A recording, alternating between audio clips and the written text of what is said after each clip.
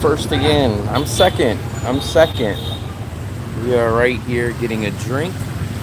Not the sugar cane for me. I'm getting the straw top tea. There's my drink right there. That drink would be about... This would be about 15 pesos. 1, 2, 3. 4. 1, 2, 3.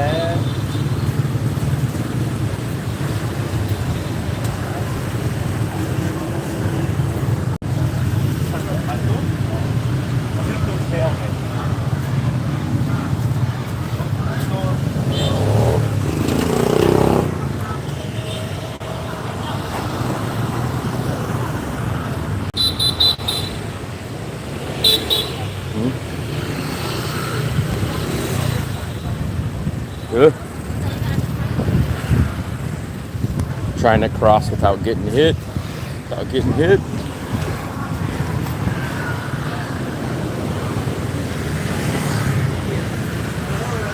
What's up, Heathcliff and his buddy Riff Raff? Let's see what the 50% off today are. Do they have anything? Nope, nothing for me.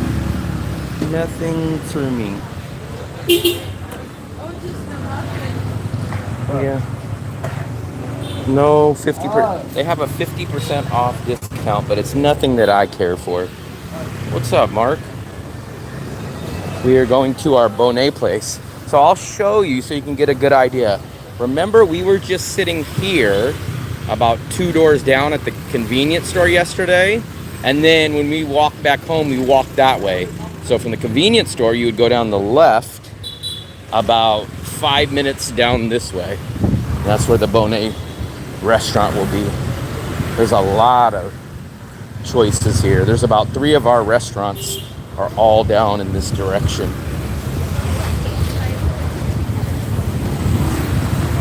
This is our favorite Bonet spot. You'll see the Bonet, I think Fluffy will probably get the fried rice. I have a feeling she'll get that.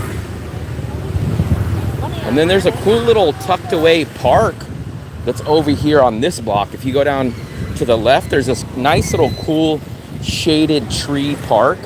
It's not too big, but locals go there to work out. There's lots of kids out there always playing soccer. Isn't it unrealistic? 1 bedroom with your requirements, you can have it 10 million away. Antong is expensive. So up till 6 months ago, 1 bedrooms, and actually, if you go back and look at our YouTube videos from maybe 2 months ago, we looked at an apartment in our same building that was 7.5 million. It was on the 12th floor, 1 bedroom, 50 square meters, 12th floor, 7.5 million. Then I looked at another place, 8.5 million. So those are normal prices. The only thing that you guys are seeing now are all these greedy landlords jacking up the price. And they're not looking to rent to people like me or anyone that knows the prices. They're looking to target and prey first-time people that are just going to say, oh man, USA is so expensive. That's fine. Yeah, no problem. The name of our building is called Muang Tan. Muang Tan.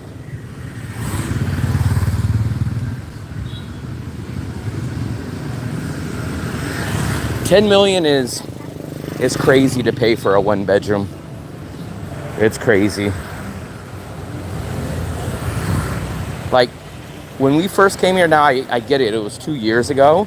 But 2 years ago, actually less than 6 months ago, we found a 2 bedroom. Now the view wasn't that good, it was low, but it was a 2 bedroom, 1 bathroom, and it was 9 million. It had a terrible view, but it had 2 bedrooms, 1 bathroom, and it was 9 million. So I don't know, something's gonna happen though. But if people just keep paying the 10 million for these places, then it's gonna freaking hurt the overall economy of the rental. That's the new grocery store there, and then here is our Bonet place right here. smells good. This is where they're gonna cook our bonnet right there. We're gonna go sit over here, I guess. I guess we'll sit at this front table. They're making lots of rice in the back, Fluffy. We got a trot-top. The scheduled are easier to catch. Yes, but there's two things. One, usually the schedule ones will only be like 30 minutes or 45 minutes schedule ahead. For two, I never know exactly when I'm going to do a live stream. All my live streams are basically, I mean, now they're usually in the same time frame, dinner time, but I never know exactly when we're actually going to get out and go do this. Let me log into the Wi-Fi really quickly.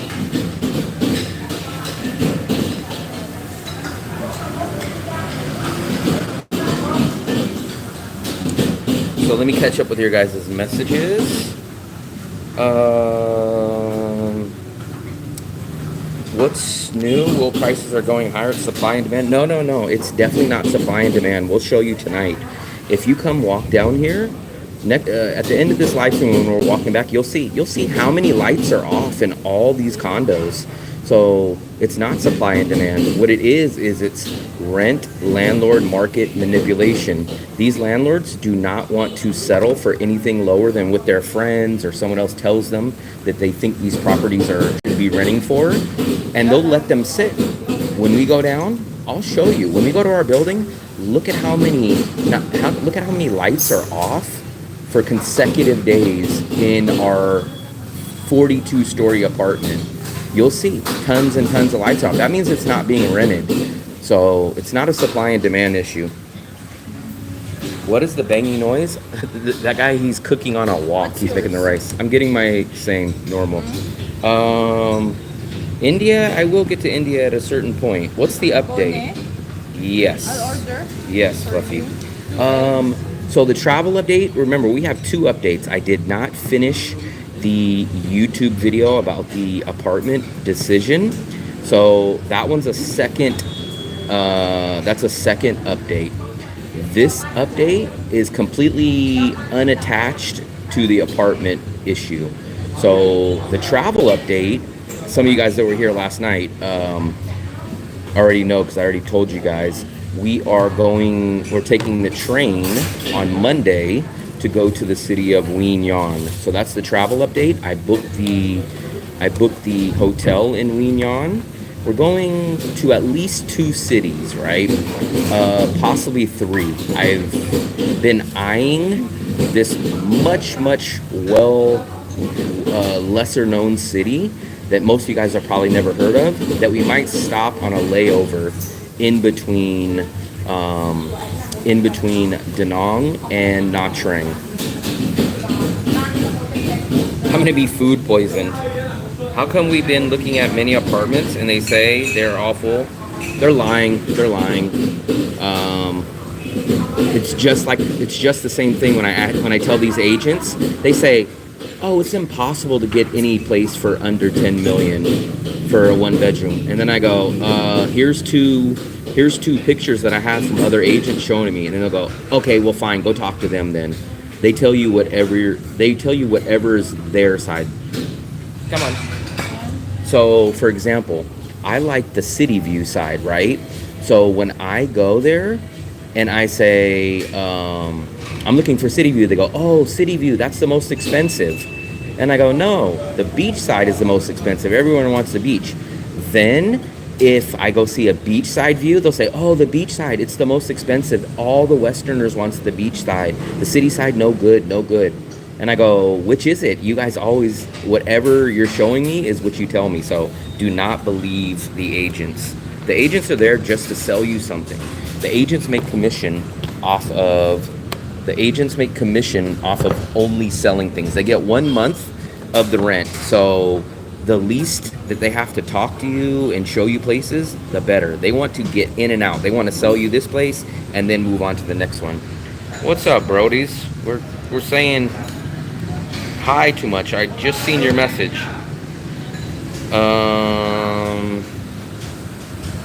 I did acknowledge you, Brody, so I seen you right now. Did you pay your taxes yet? I actually got my money back. So I got money back, Darson. My refunds already came back.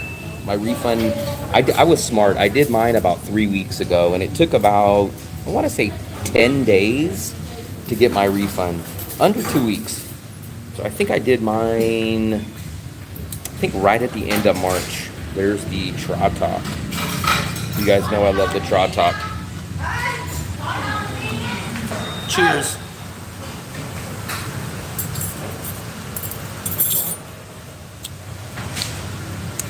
It's good, but tastes a little different today. Really? It's like, Mine is like too sweet. I don't know, it's kind of, oh, come on. There we go. There we go. Let me flip these eggs over because you guys know I like them a little bit more cooked. And all I do is just flip these bad boys over. But look at all that juice, all that beef goodness. There we go. Like it's just a mountain of beef juice. And I always forget there's a little bit of corn in here and onions. And then there is the cilantro. I love the cilantro. So it's too damn hot to eat right now. So give me 1 second. Give me 1 second, guys. I'm gonna get on my other phone and log into the Wi-Fi. But you guys see that thing? That thing is steaming. Steaming like a demon.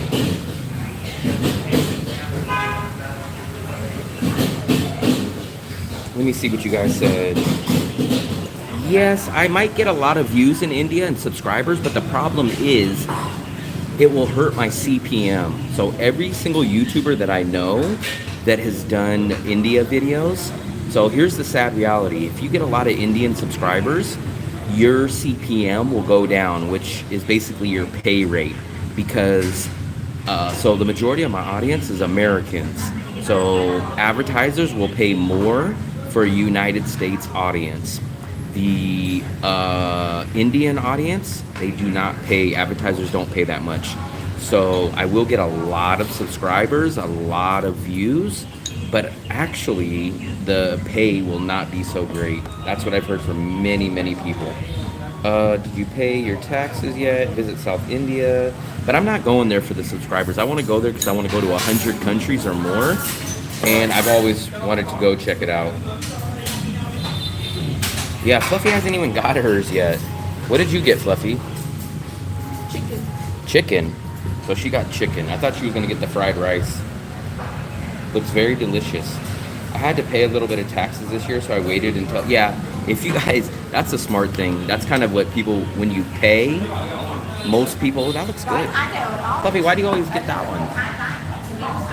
That's the one you should have got right there. I don't know why you get that one. Huh? You should... Chicken. Yeah, you should have got that one. That's what Fluffy got. I don't know what you call that. You should have asked. I had to pay a little bit. So I got money back, so I did mine a little earlier. I did my own taxes this year. You want chili? Xin chào. Oops, sorry. What do you call that chicken dish that he has? No, that's pork. What is the name?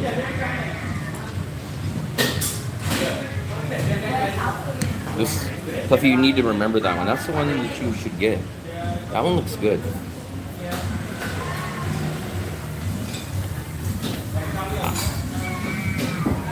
What do you call?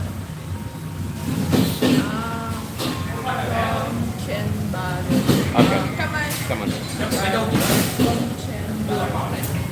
I'll try that next time. I think you'll try that next time, Fluffy. What's up, JV? We are just about to eat dinner. Here's my bread. So this is my 40,000 banh mi. This is my 40,000 bonnet. You get bread with it, 2 eggs, the beef, and a ton of sauce. This is the perfect time to get white rice. Oh, I like this one better, kind of, Fluffy. It's not crispy. It's a little chewy. easier to soak up the goodness. Look at this. This is why I like this Bonet place. Because look at how much beef goodness you guys get. I like palate. Don't get me wrong. I like palate, but you do not get that much juice. And that beef juice is so good. I literally can eat this beef juice with just rice.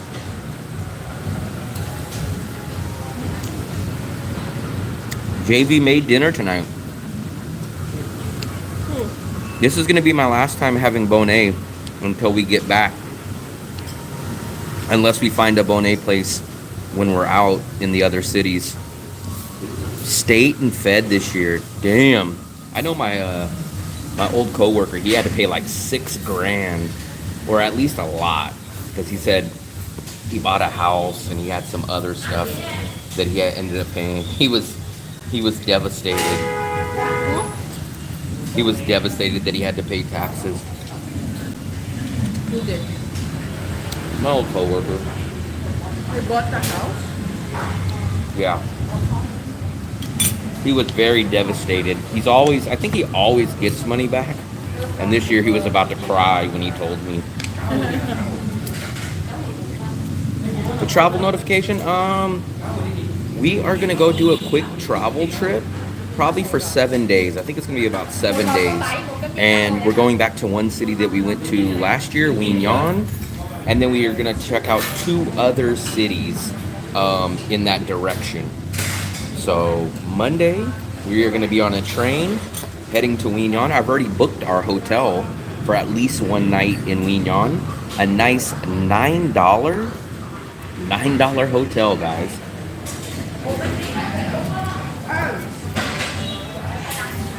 Listen to this. If we stay a second night, I'm very, very, very tempted. If we stay a second night, I'm very tempted to stay at this hotel that's a few blocks back. Guess what the price of this hotel is? Nobody does that. Well, they won't know the place. The hotel that I'm looking at staying at is $5 a night. It makes me feel bad because I just paid $9, which is crazy, in Wien.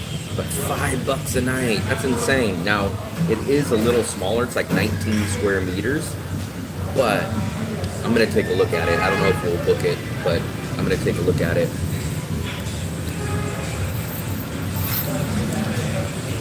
I'm not from Sacramento. I'm from the Bay Area, but I like the Kings.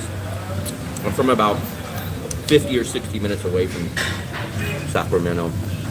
There's Fluffy's place. This rice is actually good. Her rice is good. I recommend this fried rice. This fried rice tastes very, very similar to American Chinese fried rice.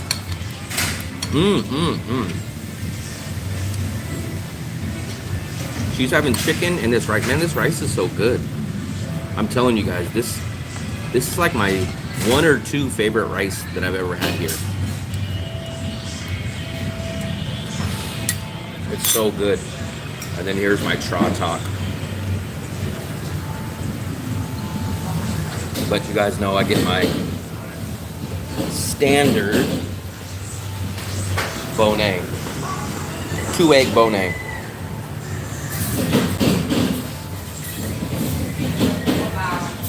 With the baguette. Fluffy's struggling to cut into her chicken. Yeah, she's weak.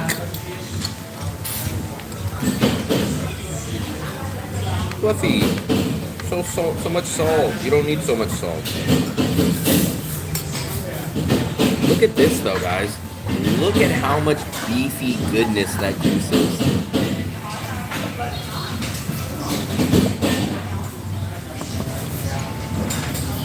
I don't know if she wants some steak.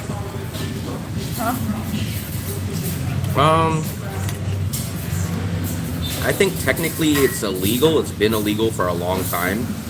But it's kind of like jaywalking. No one really busts people. But I'll tell you guys, Airbnb is definitely not worth it in Da Nang. Not only are the prices too high, but the quality of the places are terrible on Airbnb. Okay, I need a little bit of rice, I think. Or their fried rice. I don't want to get that much. They don't have just a small side of white rice or something. No. All I want is just a little bit of rice to soak up this juice. I don't want that. Here. No, Sophie, that's yours. I just want like a side of white rice to soak up that sauce.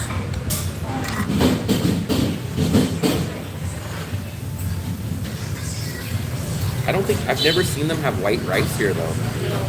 That's kind of weird that they don't have the white rice. And I don't want a second piece of bread.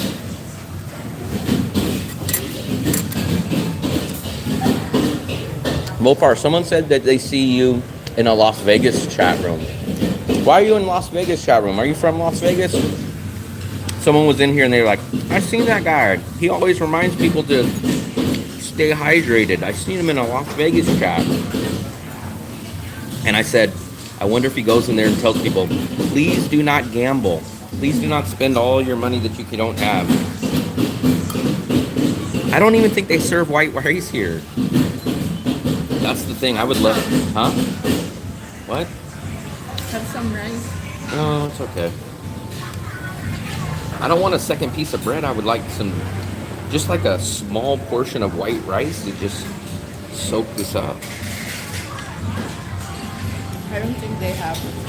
It's crazy, no white rice. But they probably just think, hey, the rice that we make is awesome, so why even waste our time on white rice?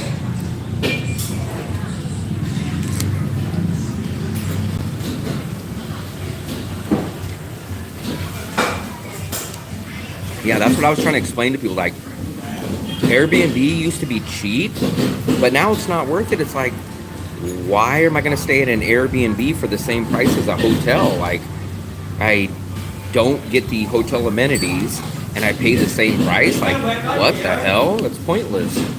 Why would I stay in a place that costs the same as a hotel but miss out on all the hotel stuff? It makes no sense. He said, I also frequented a Las Vegas streamer out of concern for the rest and the hydration. I think you love Las Vegas. We were wondering if you were warning them about gambling too much money.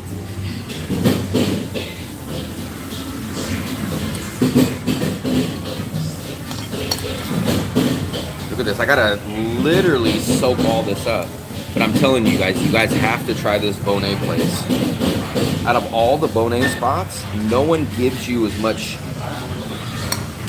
sauce or beef juice, whatever you guys want to call it, as this place. We are going to look for a Bonet spot in Lignon. I don't know if we'll find one, but we will look. I feel like they don't have one. How come? But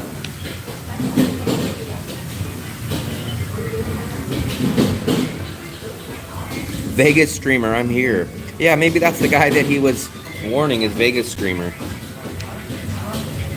The buffets. But I heard the buffets are not even that cheap anymore in Las Vegas. People remember the prime time when like they can get like a buffet for like $4. Now we heard they're expensive. But who knows?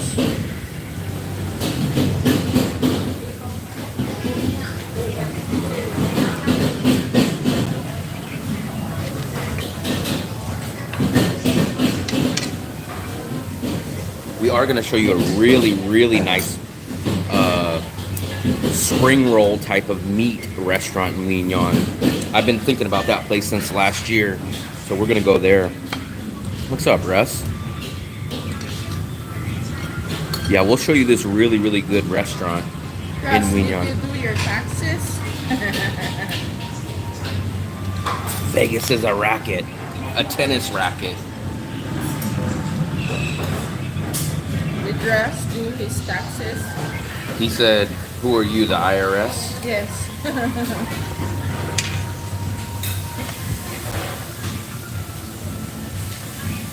Look at that. Love that.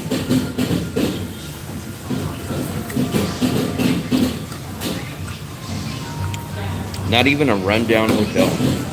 Heath, you're gonna love it. We got our old hotel that we stayed at last year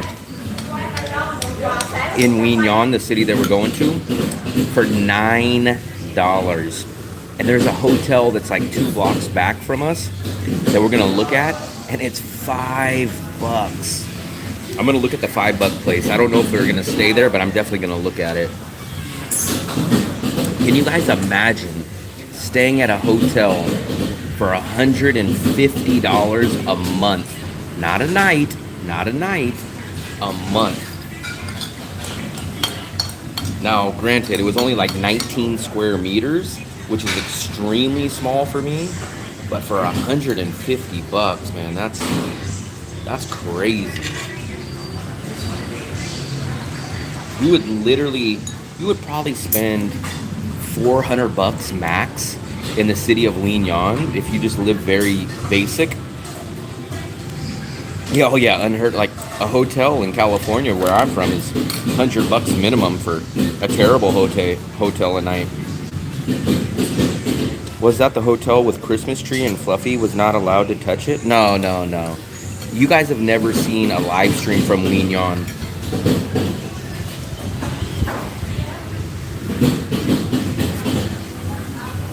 Let me chew. Give me a second. Saying that. Saying what? That's the Christmas tree. That's our Christmas tree.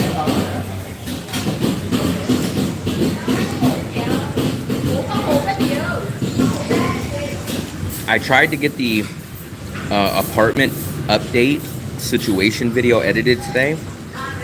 I'm not 100% done, so I can't break that news yet. But I think by tomorrow that video will be done. But shockingly, we don't ever run into problems with hotels out here. Now, I will be fair. I think it's a 19 or an 18 meter square place, so it's tiny. It's very basic. It's nothing special, and there's no elevator. So you're probably on the 2nd or the 3rd floor with no elevator. But for $5, it's clean and it's nice. Yeah, you couldn't even find something for $65 in the Bay Area in California. I think the crackhead Motel 6s are still like $90 minimum. And that's like if the prostitute is outside and there's 4 shady guys standing outside looking like they're gonna rob you, then it's probably $90. But if it has a pool, it's probably freaking $110 minimum at a Motel 6.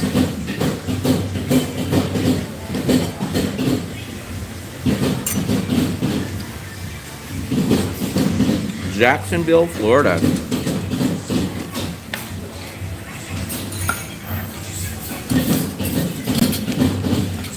This is the place all of you guys, even Mark, you should come out here and try this bonnet. I don't think he eats rice. This is rice. I don't know if he eats rice, but he eats bonnet. I think he'll like this place. If they did Grab, he would definitely order it. He said he ordered 2 bonnets at once on Grab.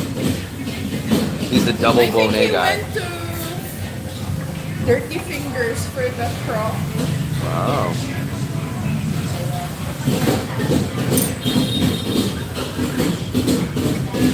How much for that meal? This bonnet with steak and eggs was $40,000. So it's about $1.40, $1.50-ish. Let me tell you exactly. $40,000, $1.55. And then Fluffy had the chicken and rice. I think hers was almost the same. Yeah, this is the regular bonnet place.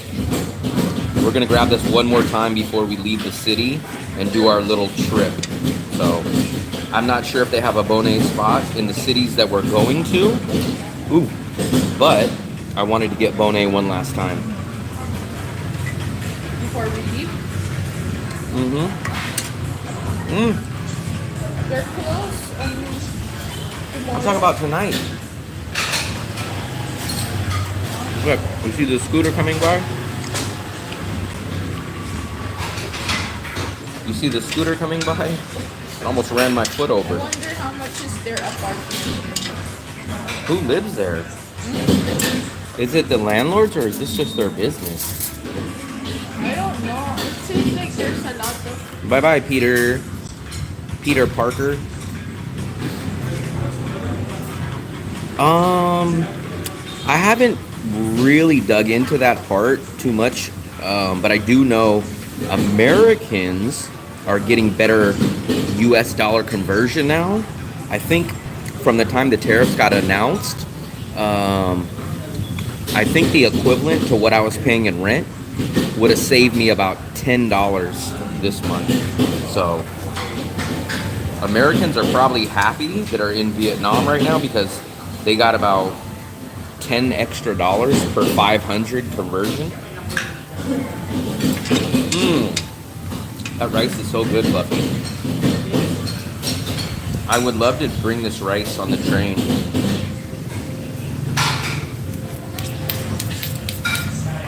But I don't know if it would last. Would it last if we took it home tonight?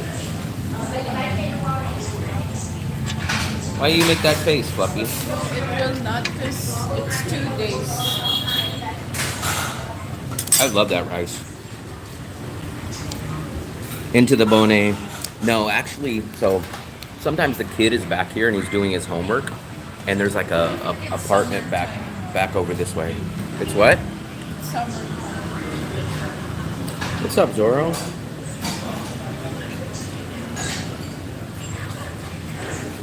Look at this. Fluffy eats her chicken all the way down to the bone. You couldn't even do a DNA test on that. You couldn't even do a DNA test on that chicken. Fluffy, you eat that all the way down to the bone. So our dinner for both of us will be either $3 or less combined. How much is your bone? Mine is 40. Yeah, it's almost 26,000. The other day it crossed over 26,000. How much is your bone? 40. 80. 80. So actually we spent $3.10, I'm guessing. Let's see. 80,000. This is what we spent for 2 people on that meal. We spent $3.11 for both of us. So basically each one of our meals was $1.50. Why is my camera not zooming in? What the hell? There we go. Oh, it's because it's Fluffy's face.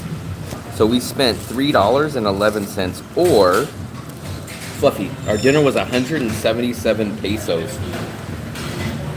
177 pesos.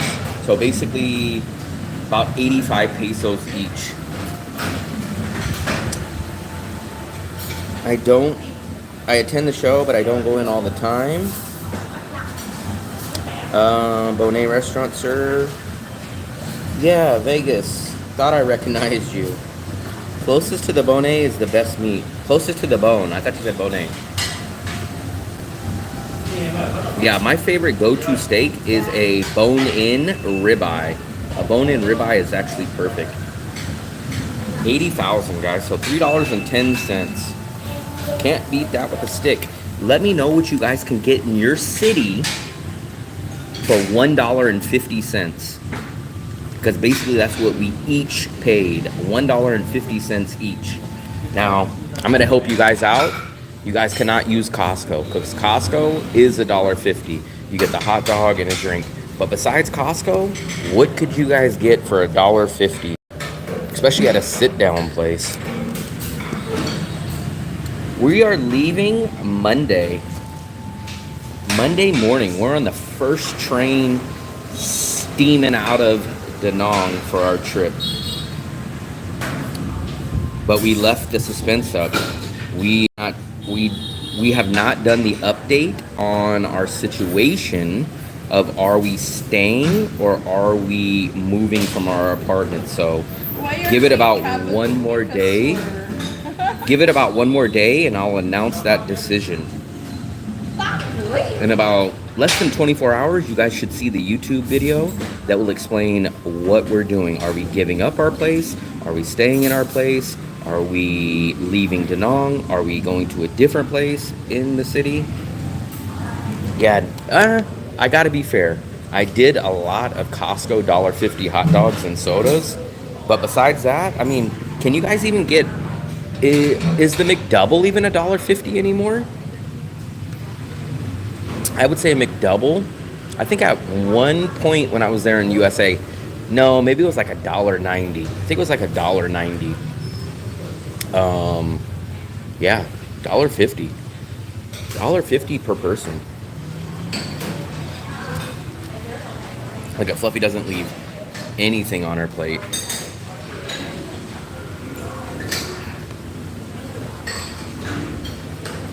Oh, Fluffy, she got Bonet too.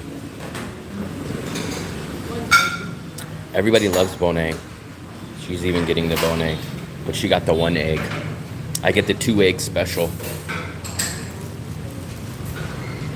I don't think the train has a horn. I'm sure it does somewhere, but I don't think I've ever heard it. $1.50 in New York City, I might get someone to spit on me. That's funny. Yeah, it's hard to find. Now, shockingly, you know, this is not even our cheapest dinner. So this is our second cheapest dinner. If we go to the George Costanza restaurant, it's only $30,000. Which, I mean, technically it's only like, I don't know, 20 cents cheaper. But this is not even our cheapest restaurant. Got to get the 2 McDoubles. $3, but it's probably plus tax too. So if me and Fluffy went to USA, we could split the 2 McDoubles. She gets a McDouble, I get a McDouble. If we get it on that, hopefully no tax. Hopefully no tax.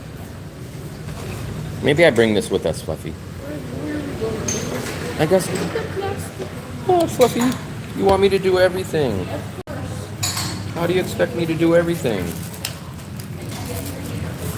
I have my hands full and now you want me to get my hands full again. Let me... gotta get 3. In Malaysia, 7.5 RMB, you could get a lot. Most local restaurants are between 2.5 RM, 5 cents USD. That is cheap. That's shocking that... But are you talking about in a city like Kuala Lumpur? Because if we go to Malaysia, we would go to Kuala Lumpur. And I've never been, but people tell me it's a nice city, but yes, Kuala Lumpur will be more expensive than Da Nang. Not sure if California has the deal at McDonald's. Where are we going? I guess to our normal spot. Maybe we sit on the other side of the street. I don't know. But we're gonna wait. Oh, I was gonna almost leak something. We're gonna wait till somebody does something. Yeah, I was... Pretty much the Costco. Yeah, I think Costco's about it. You can't even get a slice. The pizza is $2 there, so you can't even get a slice of pizza. That's what everyone says, though. Like, they're like, hey, yeah, you go live cheap in Kuala Lumpur, but you got to get out of the main area. And we're like, that's hard because, like, we are smack dab in the most expensive, best part of Da Nang. So it's like, we're not really trading apples for apples. It's like, man, we can go to Dong Hoi. We can get out of Da Nang and go to a random city like Dong Hoi and live cheaper.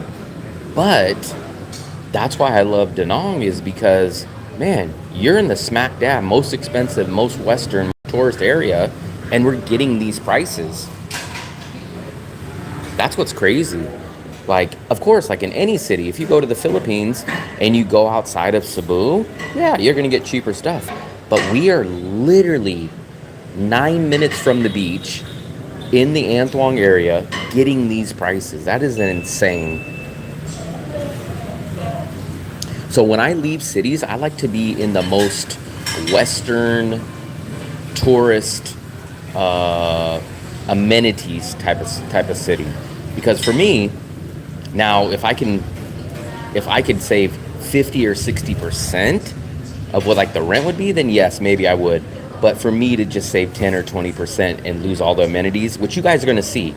You guys are going to see in Wien Yon, it's very similar to Da Nang, but the Western amenities are not going to be there. So be prepared to not have all the Western amenities when we do videos in Wien Yon. Now it has a Jollibee and it has a couple of little small things like that, but it is not like Antwong or Da Nang.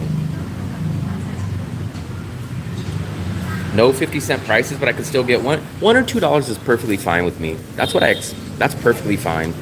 Now, I just don't know what food. I heard the food is good in Kuala Lumpur, though. They said it's a mixture of like Chinese, Malaysian food, and Chinese food, I think. So for me, those are all good combinations, but I just haven't been there. Come on.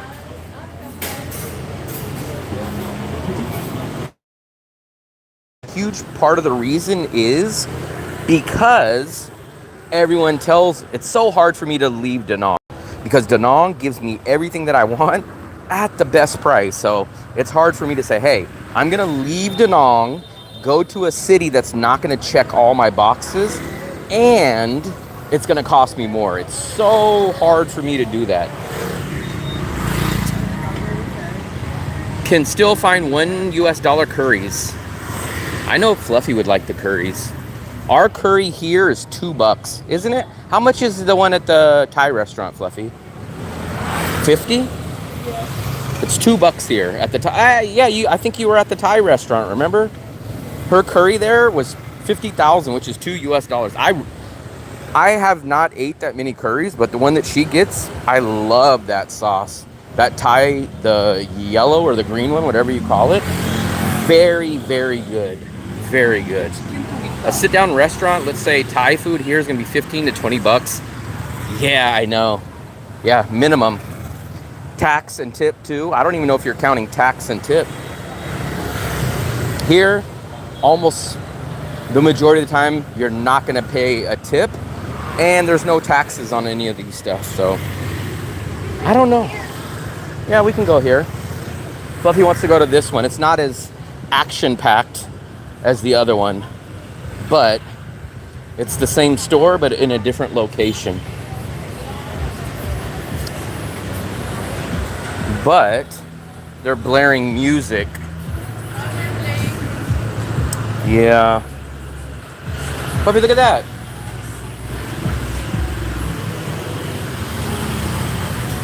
They have everything in places called food gardens in Malaysia. At a certain point, we're going to get out to Malaysia. Where are we going, Fluffy? They're playing music, right? Yeah, but where are we going to go?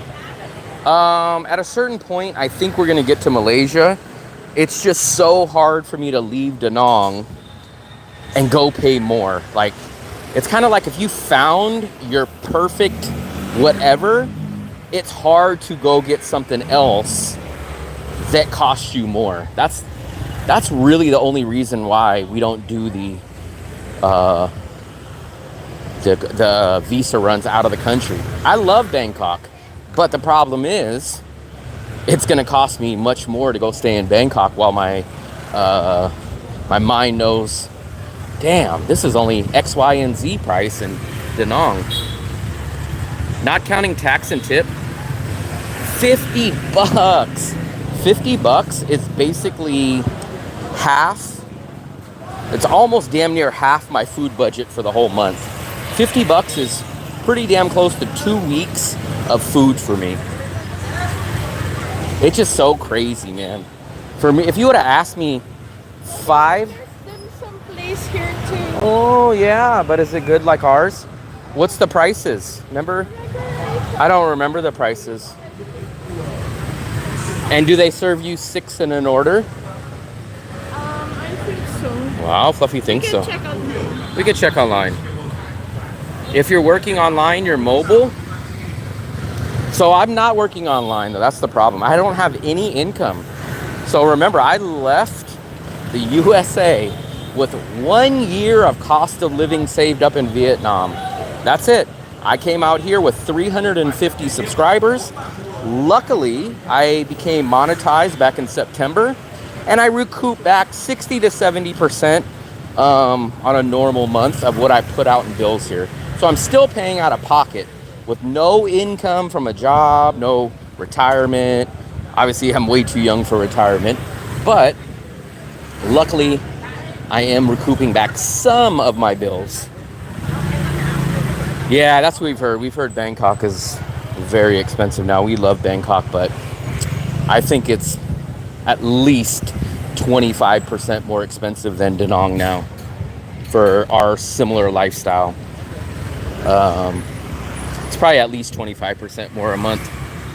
Good thing you left California. It was already crazy. Look at the whole family. Wow, 5 people. 1 lady and 4 kids on a scooter. It's not called a scooter, it's called the Vietnamese family SUV. The family SUV. That's what Fluffy calls it, the SUV. Sports utility vehicle with a B.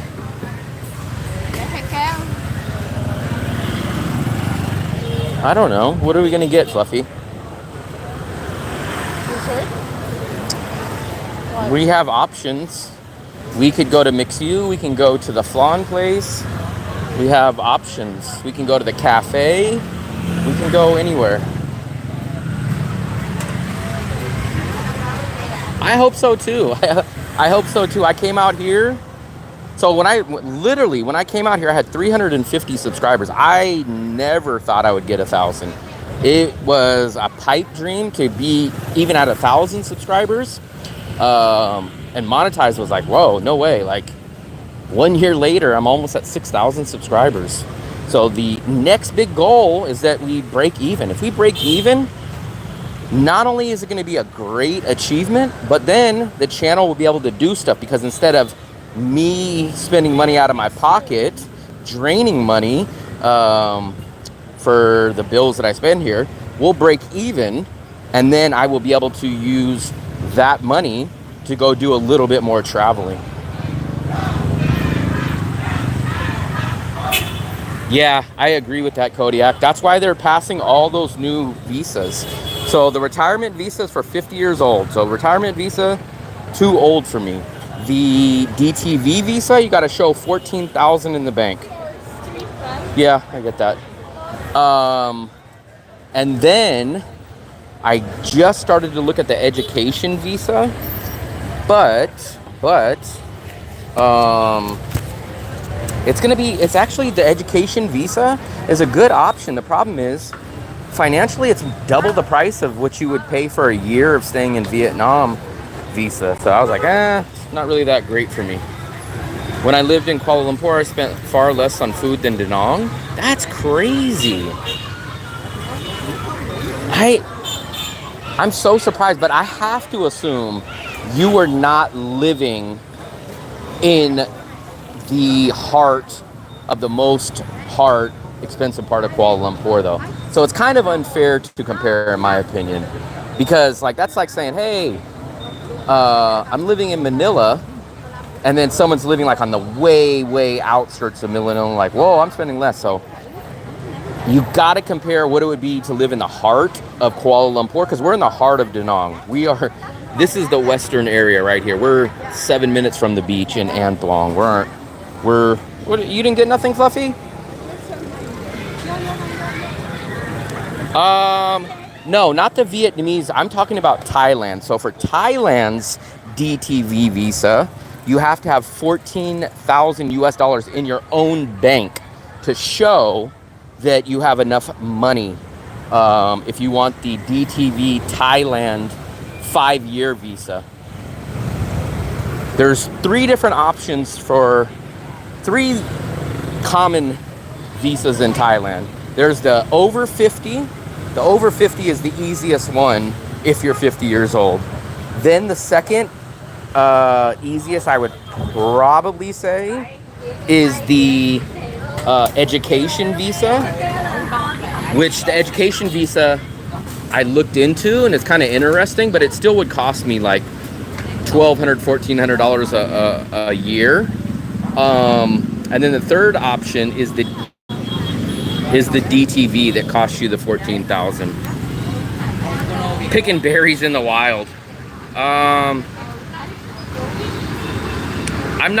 do not know about Kuala Lumpur. At a certain point, we're gonna try to get out there though. How could someone spend less on food? That's what I don't understand too. I have never went to Kuala Lumpur. I can honestly say that, right?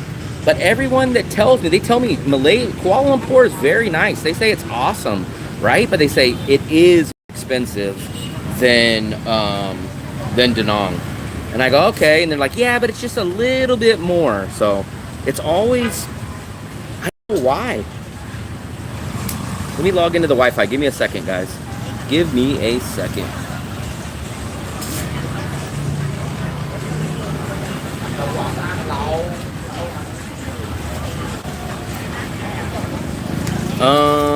Way cheaper for food. They even have $2 Burger King meals. I was thinking eventually taking a vacation to Bang Sar. I don't know where that's at. I always thought Kuala Lumpur was expensive. Inside the store.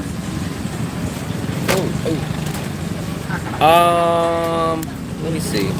Everyone's always told me Kuala Lumpur is very nice, but it's just not as cheap as Danang. That's the basic. It's like a cheaper version of Singapore. What I've always heard, and what people tell me, is like Kuala Lumpur is more of a family-friendly version of Bangkok. That's what people tell me. I always thought Kuala Lumpur was kind of expensive. Bang Sarai.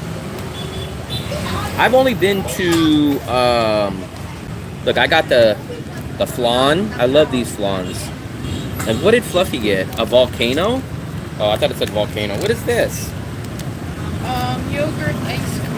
Fluffy got a yogurt processed ice cream. Processed ice. The people that say it's not cheap are probably drinkers. I don't know. At a certain point, we're going to get there. But put it this way, like 80% of our meals, and these are like big size portions, 80% of our meals are like $1.30 to maybe $2. Now, when we go get a burger and fries, which is like a Western expensive meal, that's $5 US. So $5 would be how much? What is it? How much would $5 be in Malaysian currency? Malaysia. That's how Fluffy says it. Malaysia. $5 would be 22. So for 22 ringgit, we get a double burger and fries.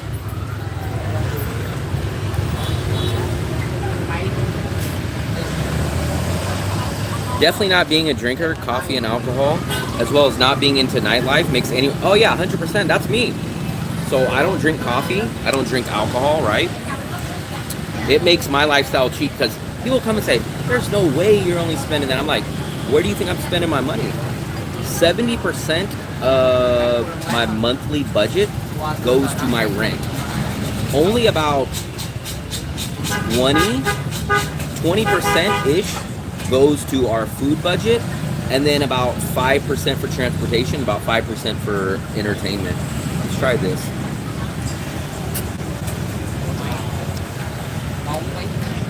It definitely has a yogurt taste. What flavor is that, Fluffy?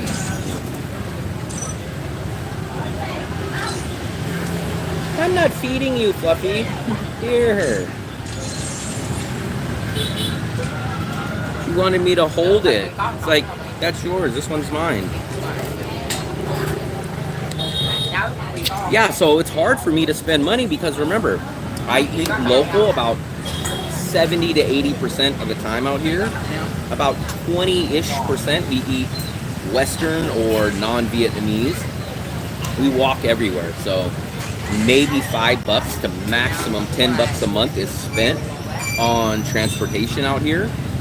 Entertainment, maybe in a normal month less than $10 for entertainment. Our entertainment is stuff like this: sitting at the convenience store, going to street markets, going to the Dragon Bridge, going to the beach, things that are extremely cheap or free. There is saying something.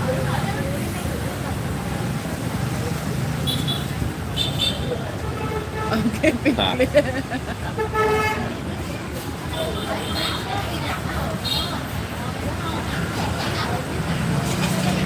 This looks so sweet and sticky, right? But it's actually not that sweet. It's crazy. It's like a coconut cream. Let me try to move this chair. You guys can see the crazy traffic again. Malaysia is nice and very well priced. Chattering, Sarawak, Penang, very nice people. I'm gonna try to find a startup. Fluffy knows exactly that. Fluffy, Jody was saying, I'm gonna try and find a place to start up Tai Chi and pickleball. Oh, you have to. Mark told me about this app.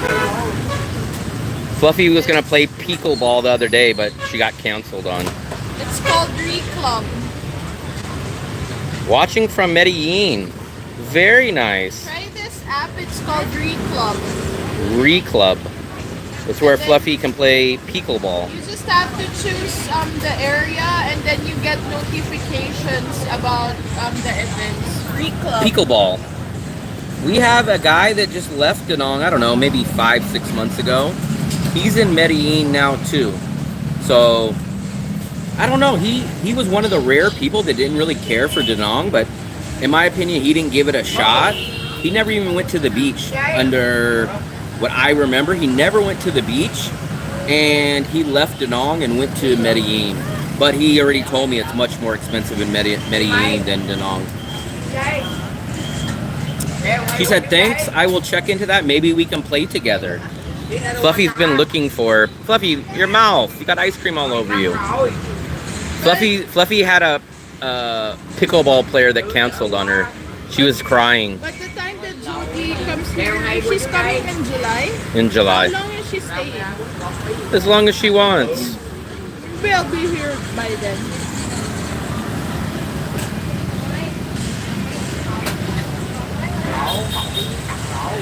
I will check into it. I arrive in July. Ooh, they're gonna wreck into us. That lady looked like she was... Oh, she hit the chair. Yeah, crazy. Grace.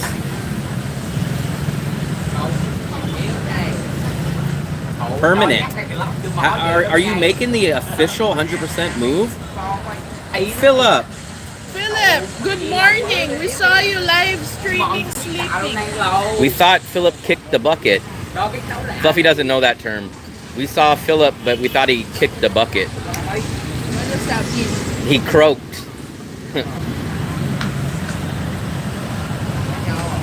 Why are you streaming at 8:15?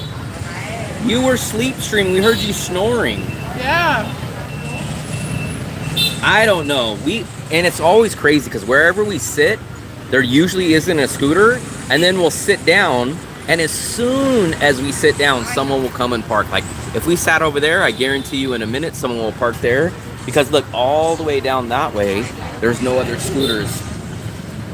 I wish we had a table down there. I wonder if we can sit at the sidewalk there. Yeah, so that's what we heard. We heard that the weather is cooler and better in Medellin, but the cost of living and kind of everything else is kind of better in Danong. But I've never been to South America, Central America, but everyone that I know ends up enjoying Danong better, except for our older friend that just left from New York. Medellin is in Colombia. Medellin was very dangerous years ago, but I heard they cleaned it up a lot now. Permanent residence is done to stay for a while. Just read an article about foreigners getting kidnapped. I didn't hear anything about that, but I do know Medellin used to be extremely dangerous, but they said over the past 20 years, it's cleaned up a lot. Before I ever traveled to Asia, I was looking into Medellin.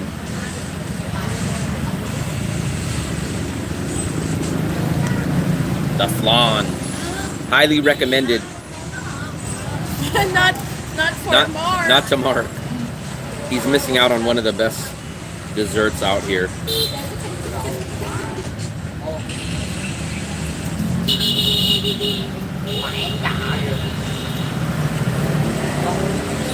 That's what I shockingly find surprising is Danong, very safe, very safe. Yeah, we heard that too. Army Guy tells us a lot of stories about people being drugged. I would definitely tell you, Jody, that traveling by yourself as a woman in Colombia will be a lot different than in Da Nang. In Da Nang, I hate to say, like, don't be worried, but I would be blown away if you ever had anything crazy safety-wise happen to you here. I'm not going to rule it out because obviously things happen, but I would be extremely shocked. Like, you could walk home at 11 or 12 o'clock at night, even in the alleys that we walk home, and I can almost tell you that nothing would happen.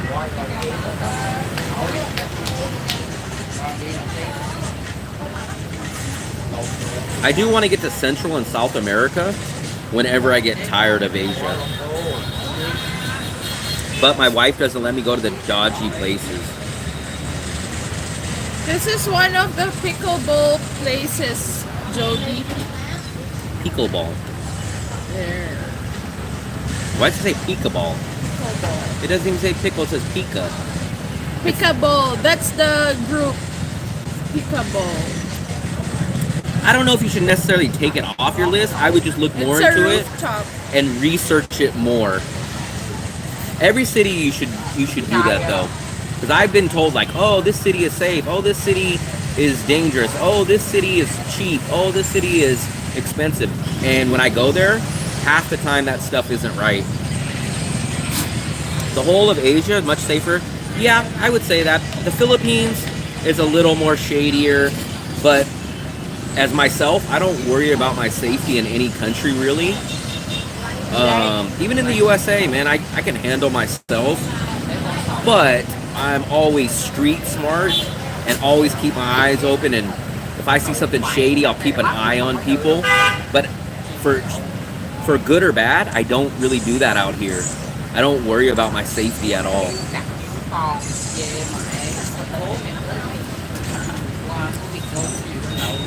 Sorry if I missed, been waiting for your videos about paying with QR codes. Oh yeah, so it's coming very, very soon. I know you guys are waiting for that too.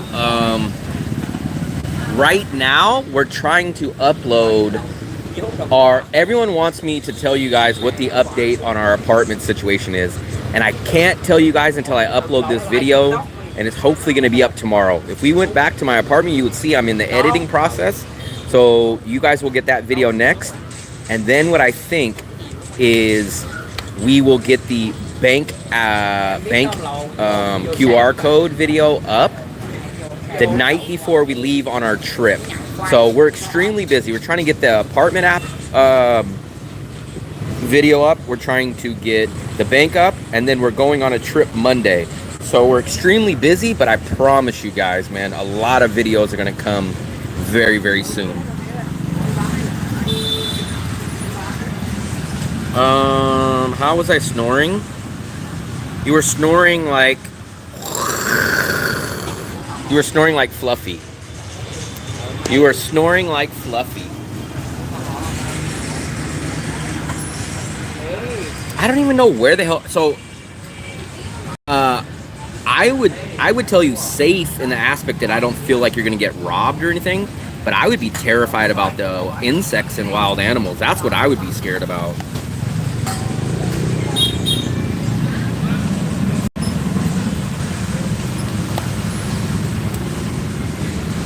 That's what I would be scared about, would be those bugs or the rats. Fluffy would be scared that the rats would be nibbling on her. The rats would be nibbling on you. Hot! Fluffy, you're from this region. And you're hot? Even I'm not hot. Yes, Asia.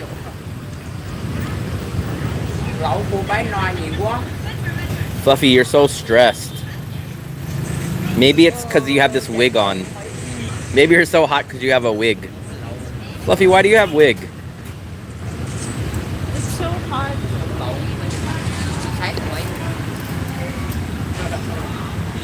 I love your videos and would like to meet Fluffy in September. How come Fluffy's getting so famous? She doesn't even have her own channel. Funny because like I don't have my channel, and then suddenly I have 8 subscribers. Wow. Yeah, there's been a time where people come up to me and they're like, I don't know who you are, but I know who Fluffy is. And I'm like, You don't she's on my channel. And they're like, Yeah, I don't know you, but I know her. And I'm like, what the hell? She does not want to do a channel though. Fluffy, someone said, I heard there's no winters in the Philippines. Only rainy season and drought. Colombia, not even safe enough to be on it anymore. It's dropped down past 150.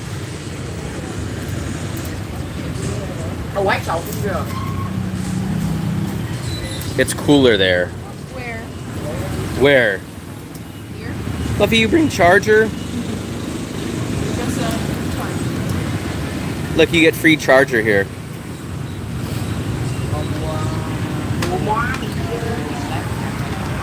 hot. Fluffy, it's not hot. Why are you so hot? I know I'm hot.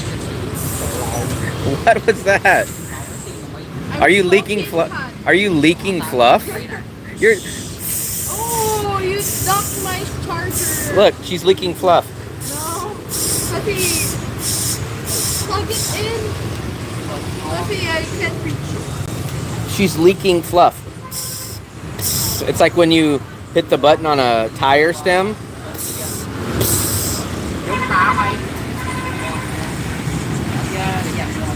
She's from northern Luzon. Sounds good. Gets cooler in the winter. How did you know? Oh, yeah. Oh, yeah. Taiwan tattoo guy.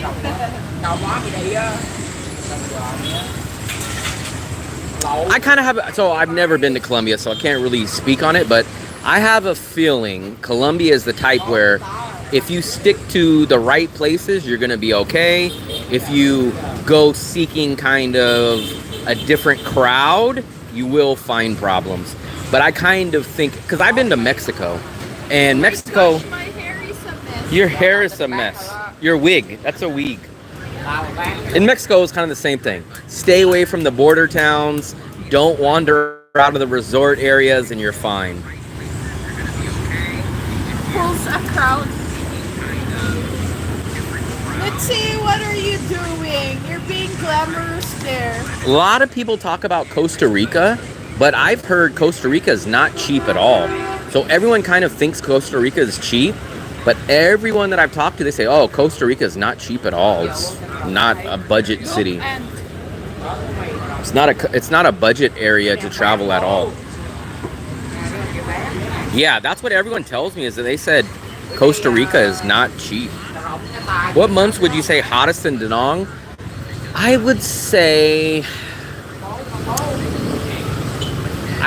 basically May, June, and July is probably the peak months. August, it's still pretty humid, but it starts to fade at the end of August. May, it'll probably start cranking up. June and July is probably the full months that it's really going, but May kind of kicks it off. August kind of tails off in that range. Tai Chi. We knew someone that was doing Tai Chi. I kind of think Tai Chi you're gonna probably find at the beach, Fluffy. yeah. So there's gonna be like a whole bunch of locals that are down at the beach in the morning, and they do Tai Chi. So you can just go join them and get on the beach with them. They have like a music speaker that does like all the meditation sounds. And I kind of think someone told me you could do Tai Chi at the sports complex that's maybe 15 minutes from the beach.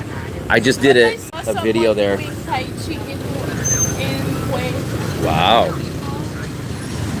San Jose, not cheap. Surf there a lot. Costa Rica isn't cheap. Anyone know? Best time from the end of September to the end of April? Well, that's the worst time for Da Nang. I'm not going to say the worst, but September is going to start the rainy season in Da Nang. Usually the rainy season is over by late January, early February. Dominican Republic, I don't know enough about. I have heard just in general some shady stuff about it, but I don't know enough about it. Mitzi knows Spanish. Training, so I think you would probably I think you can look into the sports complex here. A lot of people that I know are really starting to go to the sports complex. It's kind of like a version of the YMCA, but out here. They have Zumba, they have swimming, they have yoga, and they have all this stuff, and it's like a monthly membership fee. It's kind of like a Vietnam version of YMCA. You might want to check that out. It would be about a 15-minute walk from where we live. My wife recommends snails. Oh, Fluffy ate snails. Where? All the old people here do Tai Chi. Yeah, we usually see them on the beach, and I'm assuming it's free. It's just the older locals go out there and they just start doing it all together. 40 viewers. Yeah, but even if you get out of the cold, a lot of people cry and complain out here, Philip. When we were here during September, all the way up till about a month ago, people were ready to protest and kill people. They're like, it's raining, I hate this. Like, people were so mad. Have you ever seen short-term Airbnb? I have not, but honestly, if you guys check Airbnb in Da Nang, there's very, very little options. For the past few months, it's been terrible because I looked at it just to see if I can get a really good deal. And not only were the places terrible, they were bad choices, but they were overpriced. And I was like, screw it. No way. I'm not even going to look at an Airbnb. I booked. So we're going to another city on Monday, Wien Yan. We booked our old hotel that we stayed at last year there. We got it for $9 a night. I think you guys will actually like our $9 a night hotel that we're down there. And while we're there, I'm gonna go take a look at this even cheaper hotel. It's a little bit smaller. It would be, Philip, when I seen this room, it was absolutely perfect for you. I think it was 18 or 19 square meters, Philip, but it was $5 a night and it looked pretty clean. Fluffy seen it. What did you think about the $5 place? Looks neat. I think that would be a perfect place for Philip. Philip would be perfectly fine in that place. But they wouldn't have his amenities. But for $150 a month, he would be in freaking heaven. See, stop getting mad. It's your you choice. made that problem because you went to Ho Chi Minh. Yeah, I would not even look at Airbnb. I wouldn't, because to be honest, when I see the places on Airbnb, I see those places on Facebook groups. So I'm like, why am I gonna pay the Airbnb fee when I see those same exact apartments for cheaper on the Facebook group? So the only people that it's good for is people that are terrified of doing their own research or want to pay on card while they're in the USA or something. But you're definitely going to pay more minimum. That's no matter what, you're going to pay more for the same place. Balcony, I will check on. Oh, you better not say no 30 square meters, Philip, because your place was only 22.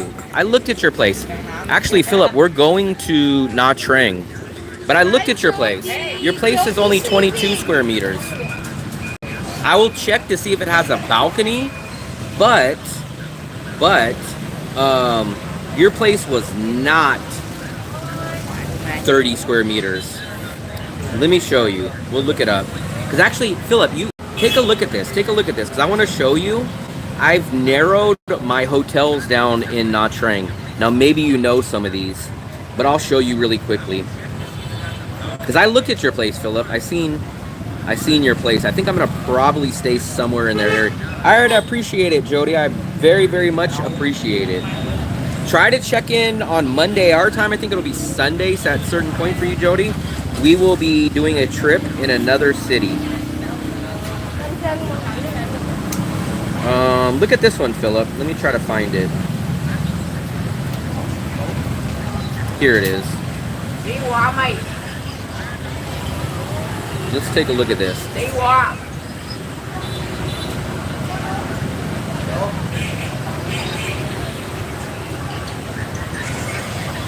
What the hell?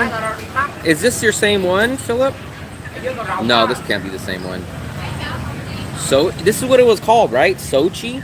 But I don't think that's the right one. I don't think that's the right one. Or was it called Soko? I think it was called Sochi. But look at how much they're saying it is now. They're saying it's $45. That can't be the same one. I don't get insulted. So for me, people give me hard times. You should see the comments people leave. Most stuff doesn't bother me. I don't really ever kick anybody out or anything like that.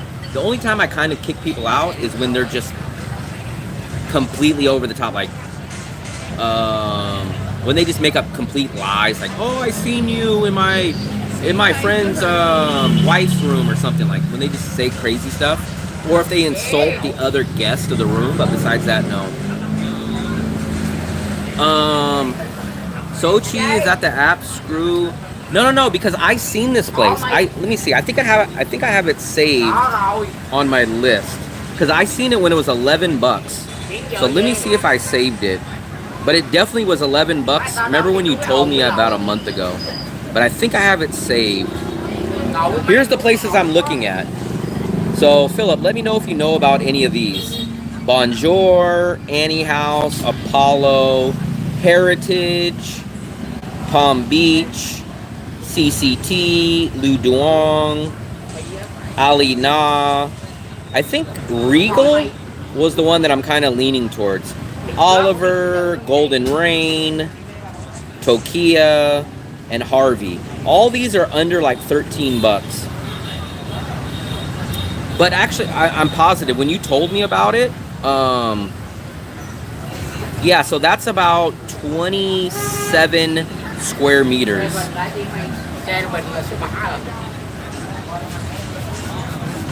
Let me see. Let me try to find it again. People saying hi to you. Hi to you. Hi to everybody. I'm trying to pull up this place really quickly. Let's take a look. Anna Horizon is okay. And the CCT. Is that in the same area? Oh. Is that in the same area? Anna Rise? Because here's kind of the map. This is the two that I favorited. This one is... That is the Regal. I keep hearing about the Regal. And this one is Golden Rain. What's up, Food for Thought? So I'm assuming we're going to stay somewhere in this area. This is what I'm assuming. And then I'm not sure about this area, but I have two favorited there. That one is Bonjour. And that one is Ali Na.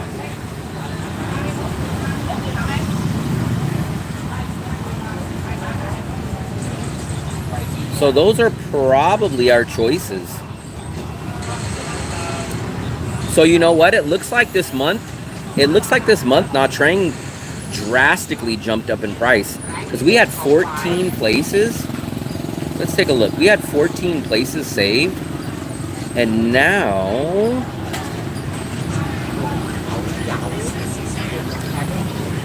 let's take a look.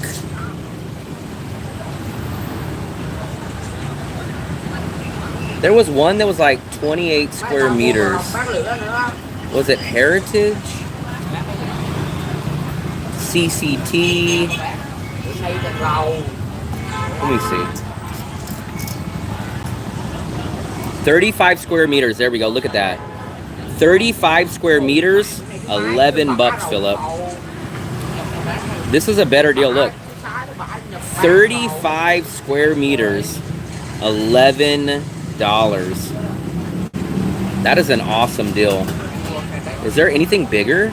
That's crazy. The Superior room is smaller, but more expensive. And then the Superior room is like $4 more. So CCT Hotel. That's $11. That's a great deal. That one size-wise and price-wise is perfect. So $11 for a 35 square meter. That's basically the same deal that we had in Dong Hoi. There was another one. Oh, that one's CCT Hotel. This one's CCT Luxury Hotel. Let's take a look at this one. Let's take a look at this one. 35 square meters, same thing. But that one's only $9. Look. Twin family room. 2 queen beds. $9. There we go. So I think we're gonna stay in one of those. I think we're gonna stay in one of those, guys. And then we have so you guys know 2 of the cities that we're going to, but we're gonna keep the other city a secret for a little bit longer. All I'll tell you guys is the secret city is located in between Nguyen Nhân and Nha Trang. Philip is gonna get jealous. You're getting a better deal. Philip's always jealous. But Philip just doesn't have the young tech skills like me. He's got the old flip phone skills, the Nokia snake game skills. The building next door is high class. We don't want high class. We want a big room at a budget price. I've never been to Nha Trang. I don't know what I'm supposed to expect. I'm not looking to party. I'm not looking to drink. None of that. So I don't know what I'm going to do in Nha Trang. I cannot answer that question yet, Diane. In about 24 hours, I should have an uploaded video with the decision of what we're doing about Dal apartment. But trust me, guys, I know you guys want to know, but give me about 24 more hours and the update will be out. Who's Dal? You're Dal. You're Dal. You say Ma? Who is the other city? We're going to Nguyen Nhân. That's the first city we're going to. And the end is going to be Nha Trang. We're going to leave the second city a mystery for a little bit longer. Wow, so many Dianes in the room. And here's the crazy part. The second city that we're going to, I don't even think you guys would, most of you guys have never heard of it. It's a very, very local city that I think most people have never heard about. There's almost not many English videos on YouTube about it, but it's shockingly, the room prices are actually more expensive than Nguyen Nhân and Nha Trang. That's why CCT Hotel is cheaper, 5-star next door competition. Very interesting. So the biggest problem with Nha Trang for me is there's no real bus visa run option. So in Da Nang, every 3 months we get on Lin Visa, and I get on the bus at 6 o'clock in the morning, and we go to Lao, and I'm back in Da Nang at 6 p.m. at night. So under 12 hours, right? Nha Trang technically has a bus visa run option, but it's 23 hours long. There's no way I'm gonna be riding a bus for 23 hours to do a visa run. So what sucks is now you're left to do a flight visa, which a flight visa is gonna cost you a lot more because you're gonna have to stay out of the country for multiple days, and you're gonna have to pay for a hotel, accommodation, food, grab in the new city. So that's one of the biggest deal breakers for me about Nha Trang, is the non-bus visa run. I appreciate it, Diane. You guys will find out very, very soon. Gold smuggler every 90 days from Laos to Vietnam. I wish. I wish. Let me show your face. People will comment. How about I show your face? No, not my face. Why? Because you're so fluffy. They like your face. Fluffy, they like your face. They like your face. Show your face again. Fluffy. They like the traffic. Here, we'll show the locals. All the locals in the back over here. You would be better off renting a 2-bedroom for $7 million? Maybe, but then we're gonna throw away all that money, Philip, to have to go do the flight visa run. So the money that you save on rental apartments, the money you're just gonna throw right back into a flight visa run. That's what sucks.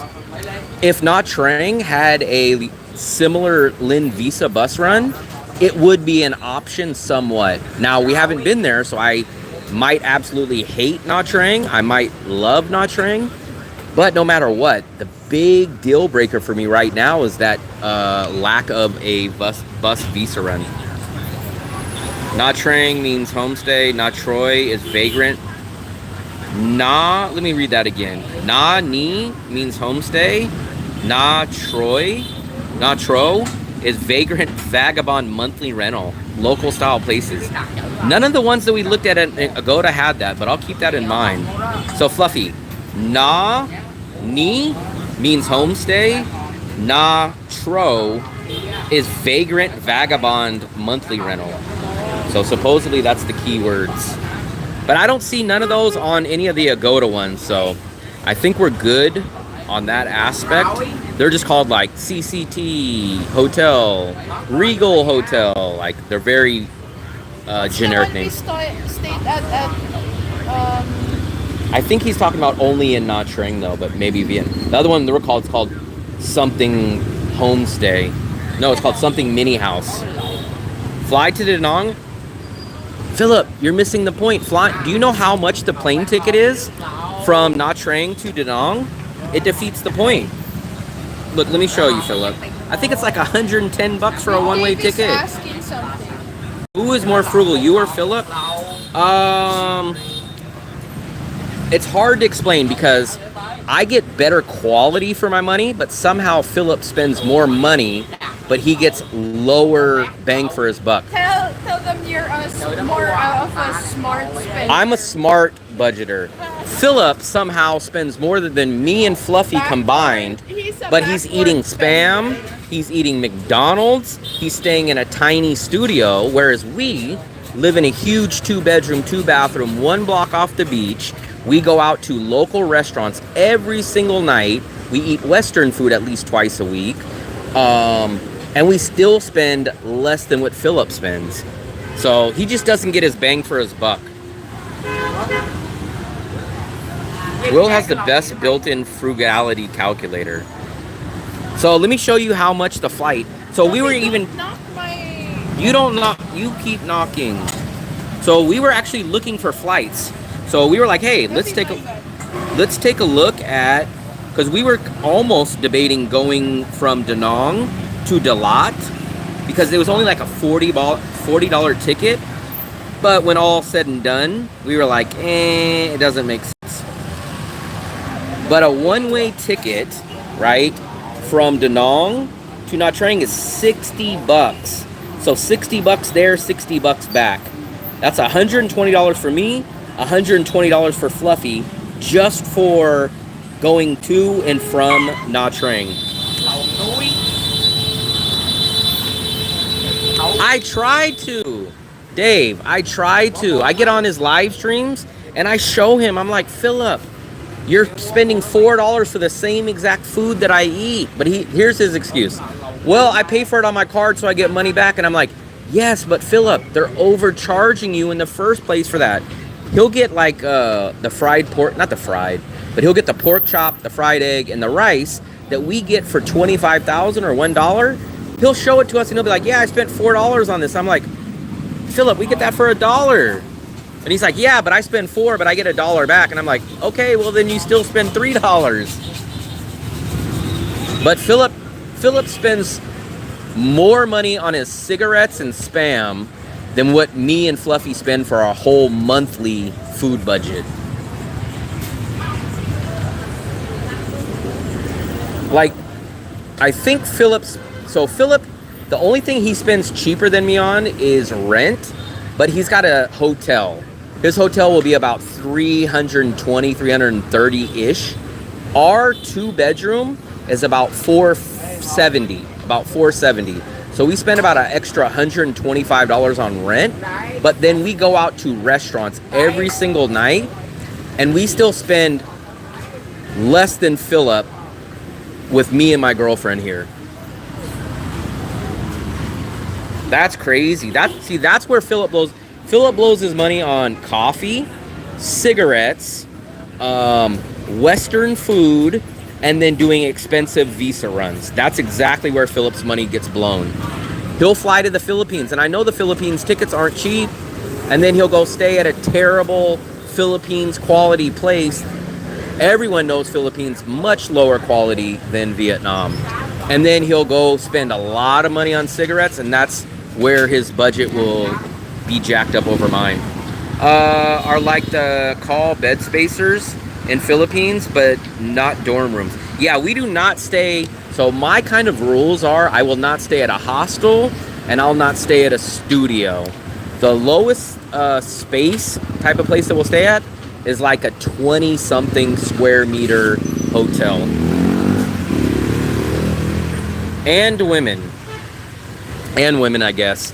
So basically, if Philip quit his vices, he would have an extremely good budget. So basically, that's the difference. So that's how much. Here, this is a great point, guys. That's how you overspend in Asia. Vices. One word, vices.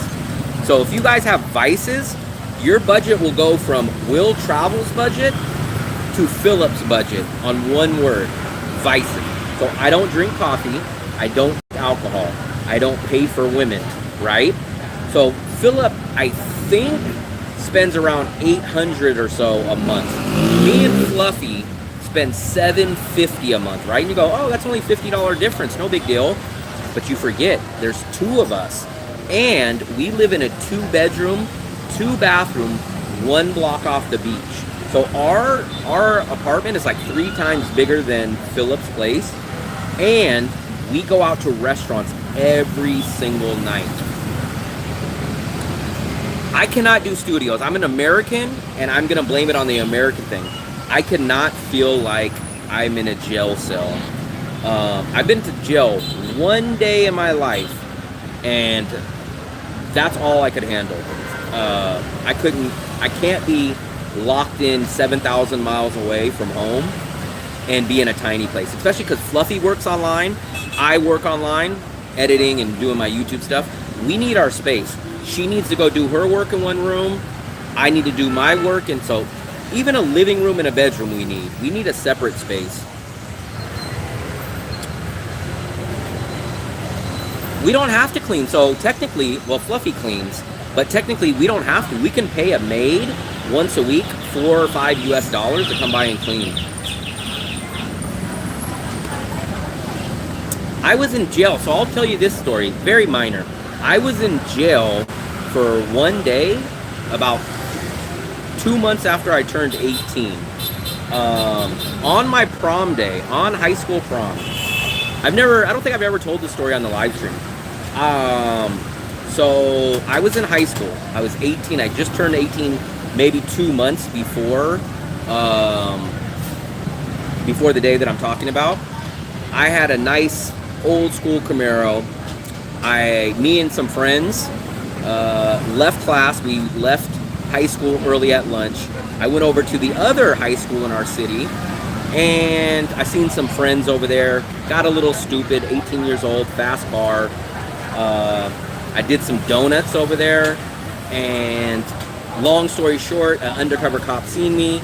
I tried to ditch them. I jumped out of the car. Stupid me. I went back to the car because I forgot remember stereo face plates back in those times? You would hit the detachable face. So I was already gone. I beat the cops, right? And I said, oh shit, I forgot my detachable face. So like an idiot, I ran back to my car to get the detachable faceplate. I don't know why I did. I should have just left it. Because what I was going to do was run back home and call my car in stolen. Stupid me, I went back, grabbed the faceplate. When I grabbed the faceplate, I turned around. Cop came down this street, got arrested. So I was in jail April 28th, 2000. The year 2000 on April 28th. I remember it like it was yesterday. So I got booked in there. It was a very, very weird experience. So I was in the holding center where they keep everybody, and there was just people coming in and out because people either get processed or they get kicked out or they get sent up upstairs to the actual jail. So it was crazy. So I actually met a lot of interesting guys. The first guy came in, he was a Native American, and he was arrested. This is what he tells me. He was arrested for I think, assaulting an old lady, but they didn't actually arrest him. I guess they dropped the charges or didn't charge him with that, but they arrested him for fishing without a fishing license. But he was like, I'm going to beat this case. I'm a Native American. I don't need a fishing license. That guy got released, or at least he got shipped out of our holding center. Then the next guy that came in was like this older guy. He was like a 45-year-old guy or something, right? And he was like, I told him, he was like, oh man, you're in here so young. Why are you in here? And I told him. And then he was like, oh man, today's your prom day, because I told him it was prom and everything. And he was like, man, I remember when I went to the prom, I had a pink tuxedo, I had 2 girls, I had a pink Cadillac. So the guy was like coming up in the 70s. It's so hot here. But all I remember is it was so damn boring.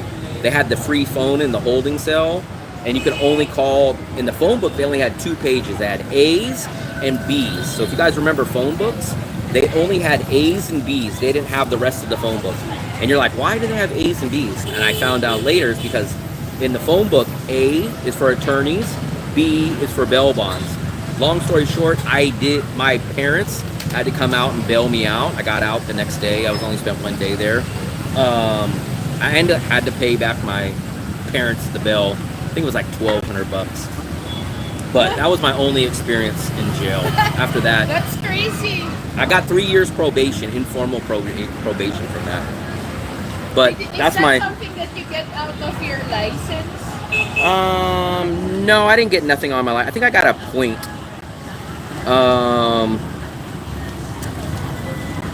How to get maid service every day? You don't need a maid service every day. Oh. Philip. How to get maid service? I'm not. So the hotel room, you miss a kitchen, you miss a living room. To me, those are crucial aspects. Did any resizing? No, actually, I met some really, really interesting people. Can you teach me how to make license plates? I did. I never got sentenced or had to go to jail or anything like that beyond that 1 day. That was the only time. Another time, I'll tell you guys another story down the road, but I got mistaken identity and was this close to actually going to jail. Again, Philip got arrested in 1937 for drunk and disorderly, and he was fighting like this, you know, in the Three Stooges stance, the Notre Dame logo. This is how Philip used to fight. He'd say, put him up now, put him up now. Philip, that's how he'd say, put him up, put your dukes up, put your dukes up. That's how Philip fights. So I have had a lot of tickets in life. I've had my license suspended when I was young. I think at one point, when I was 20 years old, I got my license suspended because I had like 7 or 8 moving violations. All were speeding. I had my Camaro impounded 3 times. One time, I got a ticket. This is the craziest ticket. I didn't beat it, but I got it knocked down. But I had a speeding ticket, and my car got impounded. I think I was just turned 20, doing 90 plus in a 35. I outran the cops, got away. Stupid me. I ended up. I always feel like I always need to go down a side street. I went down a side street. There was construction. I was blocked in. The cop finally came, and I just said, "Oh no, I pulled over. I was waiting for you." Car got impounded. I had to go get my car out of impound. It was like 3 days. Of course. Are you?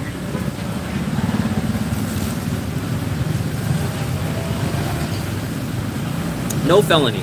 I've never had a felony. Never had a felony. And that was my one time in jail. It's like peach or something. Never had a felony.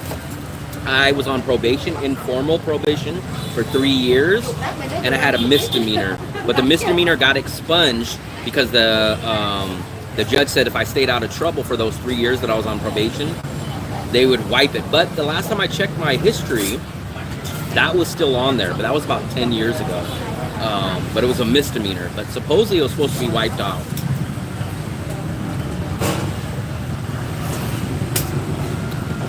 But I've been pulled over and got plenty of tickets. Man, if I still have this folder, I wish, if I ever go back to the USA, I'm going to show you this folder. But from the time I was 16 to about 21, I had a stack of speeding or reckless driving, all kinds of tickets about this thick, Jeez. about that thick. You didn't pay your ticket? No, I got tickets. You get tickets, then you have to go to court. Lots of money. Lots of money. I probably redid Why did you? 20% of the courthouse with That all the means fines I paid. You're a bad driver. No, I'm a very fast driver. That's what I told you guys, man. I love driving in the USA. I'm very glad I did leave the USA because once I get on the freeway, man, I just love driving. Man, I just love speed. I'm not going to get into it more than that because I shouldn't promote speeding, but I got a ticket. Somehow, man, you guys know I'm a good talker, so I've been able to talk my way out of not being arrested or not getting a ticket that I should, because I was coming home from college and I got a ticket. Now I know for sure he didn't clock me, but he estimated I was doing 125 coming down a hill on a freeway. Luckily, I was able to talk it down. He just gave me another. So I've had 2 tickets. One was doing 90 plus in a 35, and another ticket I got doing 100 plus on the freeway. So that ticket I was actually able to beat because the cop did not show up to court. That is my advice. If you guys are in the USA and you get a ticket, go to court, fight all your tickets. I didn't beat all of my tickets, but there was a few that the officer didn't show up and I beat. Did you meet Judge Capricio? Who? Judge Capricio. I don't know who the hell that is. Gary, Indiana. The truth. No, that's not the truth. That's what I miss about the USA, man. All my cars were extremely fast. I had a 1978 Camaro Z28. I had a 1970 split bumper Camaro. I had a 93 S600 V12 Mercedes. And then, actually, man, I'm gonna tell you a sleeper car that I was very impressed with. I had a 2003. Was it 4 or 3? It was 2003 Infiniti G35. This is the year, so it must have been a 03 because I think in 04 they lowered the horsepower down. But the 03 had like 360 horsepower. Man, that car could float. I love driving fast. That is one of my vices that I still have. Sugar, carbs, and driving fast. I love driving fast. Maybe we should buy cards. Cards? Cards, playing cards. You should buy cards. I don't know. I don't think they really sell cards. They do here. Panda? I don't know what the hell Panda is. They allowed you in Vietnam only if you walk or use InDrive. That's all I want to do anyways. I don't want to ride these. That's not a scooter. That's a family SUV. Look. They're loaded up. Look at that family right there. Look at that. The whole family in the SUV. The family SUV. I love old cars, man. I loved all my old cars because the great thing about them is anything 1973 and under, you did not have to smog. So I hated having cars that you had to smog. I love those old Chevys that you did not have to smog. All my friends, I had a friend with a 67 Firebird, a 69 Firebird, a 69 Camaro. I had a 70 Camaro. My friend had a 73 Nova. Another friend had a 69 Nova, I think it was. So we had a lot. My other friend had a 67 Chevelle. Who? Gangster. Gangster? What's a gangster? Gangster. Fluffy said gangster. Gangster.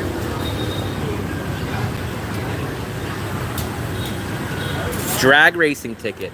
Luckily, I raced a lot on the streets, but I never got a ticket. One time I did get away from the cops, but I never got a ticket that time. I was always, I don't know, man, I always just had a sense for where the cops were at. I don't know, why did you run from the cops when they stopped you? Because I didn't want a ticket. What do you think? I want a ticket? But didn't you think that you could get arrested from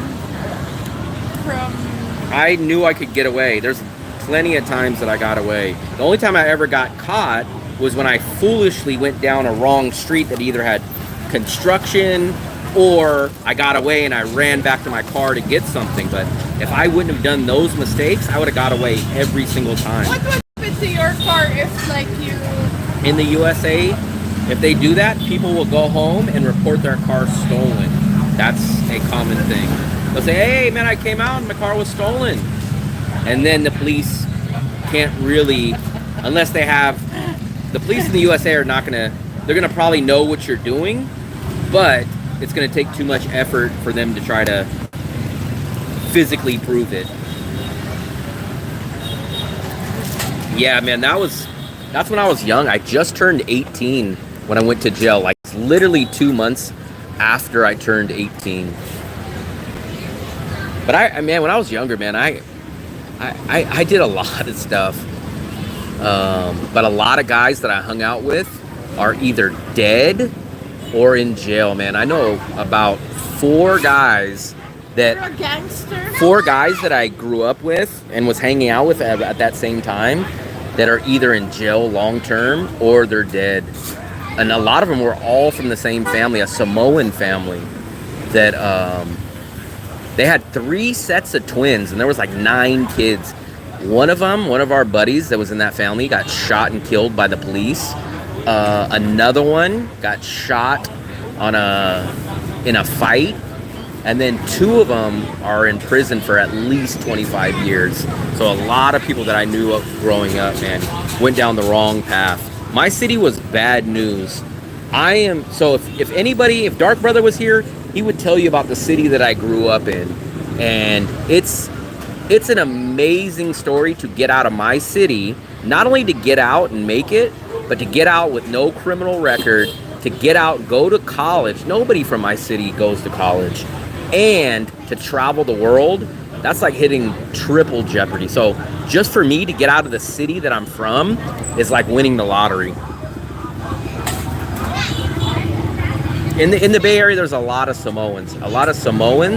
That all were from San Francisco and their family migrated down to my city, or a lot of Tongans too.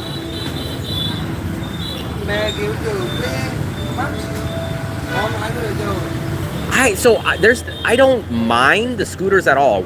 So I know a lot of you guys either think I'm scared of the scooters or I don't like them. It's not that. It's that I hate that people do not follow rules driving here. In the USA, we have stop signs, we have stop lights. You say, hey, whoever gets to the stoplight, you yield to the person on the right. If they followed the rules here, I would be driving a scooter. I don't like how everyone just does their own thing. Like, they're literally in their own world. Like, we'll do this. Like, this person will just go, that person will go, and it's like, I hate that. I hate not having look, this guy's coming down the wrong side of the street. If they followed the rules, if there was stop signs, if there was yielding, if there was, look, like, people just pull up onto the curb. If they did that, I would have no problem riding scooters. Like Dong Hoi, you guys remember when we went to Dong Hoi? Dong Hoi is a city I would do the scooter driving stream in. But out here, let's go show you. We've been sitting down for too long. My watch didn't tell me to get up, Fluffy. But look, like this guy, he'll just pull up on the middle of the street. Now watch, we'll go watch this insane, crazy traffic. Look, this guy's driving down the wrong side. So look at how many violations we'll find right here. Now that's the scooter I would ride right there. I like that one. But look, watch at how many people will cut this yellow line, or people will go down the wrong way. Look, these people are facing the wrong, they're directly facing traffic. Let's just see how many traffic violations. And then you guys want me to drive in this traffic. So I have a USA mindset. I'm a defensive driver. So I look out for other people, yes. But let's say I'm gonna come down here and make this right-hand turn, right? I'm gonna start slowing down. This guy didn't hit his brakes at all. So I'm gonna start slowing down to yield to oncoming traffic, and someone's gonna slam into me because no one slows down. No, watch this. I guarantee you, when we look at someone here, he won't even look to this side. Why are they not looking to see if any traffic is coming? Look, let's see if this guy looks over to his right to see if any traffic is coming. Shockingly, the one guy in the whole Vietnam, but look, None of these guys will look over here to see if there's any oncoming traffic. Look, they don't look over here. There's traffic over here. Why are they not looking to see who's coming? Look, none of these people, when they make a right-hand turn, none of these people look to see if there's traffic that's gonna slam into them. That's insane. That's what I'm talking about, Dave. I can't ride with my American mindset in this traffic. I can't. Because I'm gonna come here, right? I'm gonna turn my blinker on. Let's see if they have a blinker. Does he have a blinker? No blinker. Let's see. Do any of these people have blinkers? Do any of them have blinkers? Look at this guy. Look, he's breaking the law and waving to us. Look, this is insane. That's why I don't ride here. So I'm gonna slow, I'm not gonna come to a dead stop, but I'm gonna put on the brakes a little bit and turn my blinker on, and someone's gonna slam into me and say, hey, why didn't you just go without looking? And I'm like, no, I gotta look, make sure that someone's not slamming into me. It is 9:10 p.m.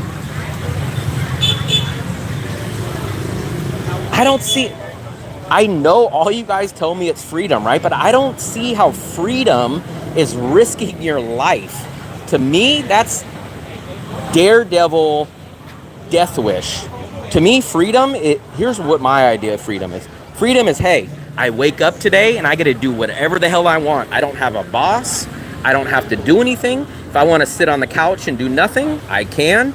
If I want to go across the river, if I want to go make whatever I want on a YouTube, that is freedom to me. Freedom to me is not, hey, I can go down the wrong side of a street and get sideswiped by a mini garbage truck. So I rode a scooter in Florida. When I was in Florida, I was in West Palm Beach, and I rode a scooter for about 10 days. Man, I loved it.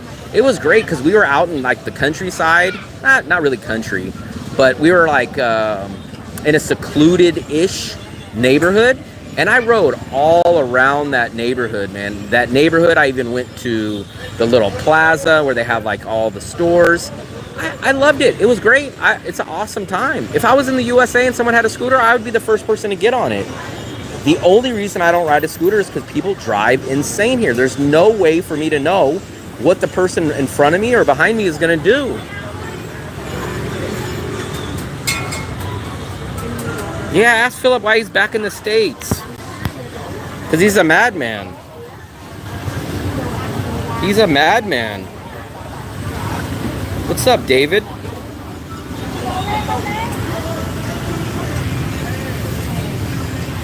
So once we get to 10,000, if we get to 10,000, I've already told you guys, we will get on a scooter. I will not only do a live stream, but we'll do an uploaded video of it too. So the only thing, what I'm gonna do, when we get to the 9,000-ish mark, I'm gonna buy one of those clip-on brackets, or I don't know what you would call them, like a clip-on bracket, so that I could put it on my shirt.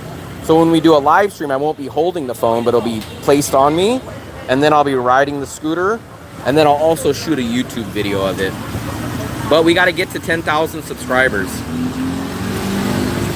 Yeah, Philip's the only person that I know that goes back to the USA to watch baseball, which apparently Philip doesn't understand that you can watch baseball on a thing called a laptop.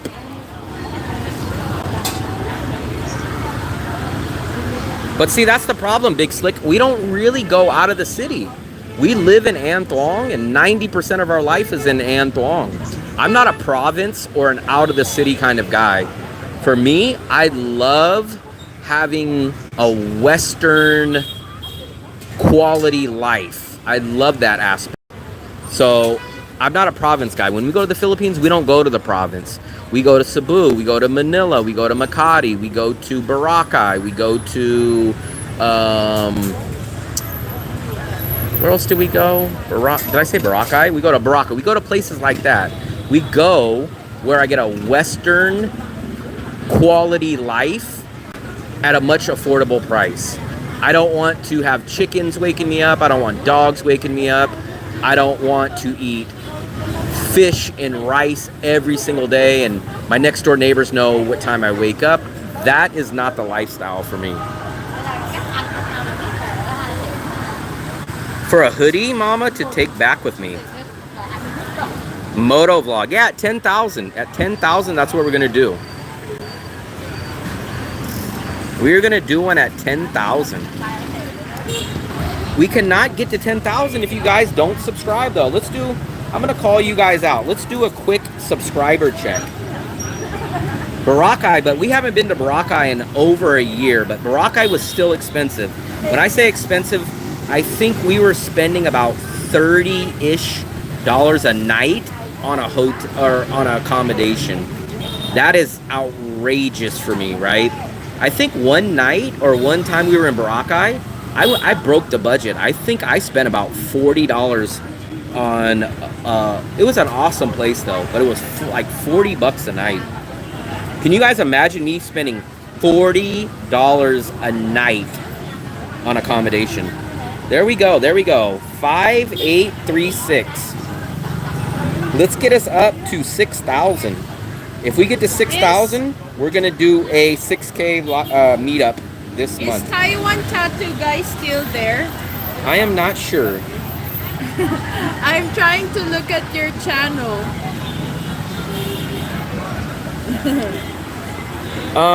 My wife, I'll be living in Manila by the end of June or July. My wife is from Pasay City, 6 months to a year, then subdivision, not quiet. Living is our goal. So if I was gonna go base myself out of the Philippines, Pasay or Pasig? I would base myself out of Cebu, because Cebu is not as crowded as Manila. It's cheaper than Manila, but it gives me 70 to 80% of the Western amenities that Manila gives me. Now, if money was no problem, someone else was footing the bill, I would probably choose to live in Makati. But for the price that Makati is, it's double, minimum double the price. Possibly 2.5 to 3 times the price of Danong. Pasay. I spent 40 bucks. So put it this way, when I was in the Philippines in 2022, I spent 60 US dollars on a hotel called Y2 in Makati. Yes, not 16, 60. Oh, here, I'm gonna blow you guys away. You know the most expensive place that I ever spent?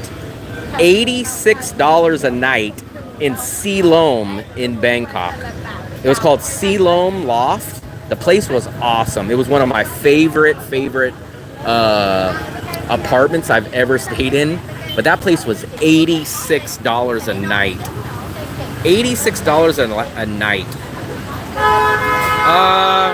See? You guys want it? Look, that whole truck's on the wrong side of the road. That's your freedom that you guys talk about. English is going to be less common here compared to a Thailand and Philippines. But we've been here for over a year and a half. Never have we once not been able to get or have a conversation with what we wanted. Now we might have to break out the Google Translate or point or show a picture like, hey, we're looking for fried chicken. Show them a picture of fried chicken. But I think the language part is kind of a little overblown. We've never had an issue with it. Never, never, never. It's a little harder, no doubt. A little bit more time consuming, but it's never been something that we couldn't figure out. Neighbors knowing what time you wake up, meaning a hostel? No, Jim. So if you live in a province, so the best Western word that's equivalent to a province would be like living in a small Midwestern Oklahoma tiny city, and all your neighbors know your business because it's a small community. They'll know, oh, Joe Smith walks out of his apartment every day at 7 o'clock and he goes down to this restaurant, and we heard him and his girlfriend yelling about karaoke last night. In the Philippines, they love getting in your business, and if you live in a province, everybody knows your business. Eastwood. So the only so I don't mind BGC. I like Makati a little bit better, but the freaking problem with Makati is it's 2 or 3 times more expensive than Danong. Like if we lived our same quality of life that we live in Da Nang, 2-bedroom apartment, 2 bathroom. So watch this price. Flick. I'll show you what we pay for our apartment, including everything, including electricity, including rent, and we're 1 block off the beach. 2-bedroom, 2 bathroom, right? Here's what we pay. So we pay 31,000 pesos for every single thing. That's our electricity. That's our 2-bedroom, 2 bathroom, 1 block from the beach. That's our internet. That's our Netflix, Wi-Fi, every single thing. 31,000 pesos to be 1 block from the beach in the most touristic western part of Da Nang, right? We could probably get a 1-bedroom maybe in BGC or Makati for that price. Bonet and Makati. I don't even know. Fluffy, do you guys have a Bonet version in the Philippines? Bonet. Call it sizzling steak. And it comes with eggs? No, you're requesting. Would it come with the sauce? It's different gravy. How much would that be? How much? 300. 300? Jesus Christ. 250 at the mall. Yeah. You couldn't get it for Bonet price? Maybe you can. Would you get it? Not in Manila. Could you get it for 66 pesos? Probably. Philippines much more costly. Thailand and Vietnam. Yeah, 100%. But here's where I'll tell you the Philippines wins. The Philippines wins in English being more commonly spoken. And here's where the Philippines wins also. You could stay in the Philippines for 3 years as an American without ever getting on a plane and leaving the country. So those 2 things are pretty big to a lot of people. I love the aspect of never leaving a country for 3 years. But I do not love the 3-year visa that much to go spend double or triple and to have blackouts or brownouts, to have not so good internet. That visa isn't that good for me to lose all that stuff. Yeah, well, it's cheaper than the USA, so anything's gonna win like that. But then when you compare the Philippines to Da Nang, you're like, yikes! I'm getting ripped off. I'm sure you guys know Gio in the Philippines. Good friend of mine. I talk to him all the time. Every time he comes out here to Da Nang, he's always like, man, you guys have a great deal. Like, he just tells me all the time, like, man, in the Philippines, I couldn't even get a 1-bedroom for what you're paying. Like, and he's in Bacolod. I love the city of Bacolod. The time that we went, I had a great time. Gio's now in Bacolod, and he's paying more for his 1-bedroom in Bacolod than what we're paying for our 2-bedroom on the beach here. What's up, Danny? So Gio is paying more for his 1-bedroom in Bacolod. Bacolod is not a big international city like Da Nang, and it doesn't have the beach. And he's paying more for his 1-bedroom. More for his 1-bedroom. Because every time he comes here, he's like, man, it's just such a crazy deal. He was out here last year, and he was supposed to come back. He supposedly told me he's coming back out here, hopefully this year too. But Philippines, man, it's just, they really jack you up. So if you want to have a lot of English, meet women, and you want the long 3-year visa, then you're paying a large premium for that. A large premium.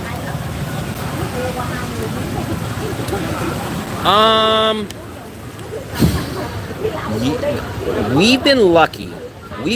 We haven't had the terrible internet that everyone talks about and encounters in the Philippines, but we've had some decent. Fluffy, where have we had bad internet in the Philippines? Everywhere. It's not been very terrible, but it's been much lower quality. Like, It's not, even I'll put it this way. It's not like we can't get on, but it will get kicked off and it is slower. There was not even the public Wi-Fi or like restaurants that. Oh yeah, maybe that. So public Wi-Fi. But in our apartment, we can still do the majority, but you definitely will notice a difference. Now, the other problem is, yeah, the Wi-Fi kept turning off every 20 or 30 minutes, but we do run into blackouts or brownout issues too. Yeah, patience, man. I'm 43 years old. I will never be patient for the rest of my life. I hate patience. I never understand patience. I never want to wait. Like, just think about this theory. Why would I want to wait for something? Would I rather have it now, or do I want to wait? My theory is, what do I gain out of waiting? Absolutely nothing. So I'll never have patience in my life to the day that I'm died. Cost in New Jersey is crazy. Yeah, but anything in the USA is crazy.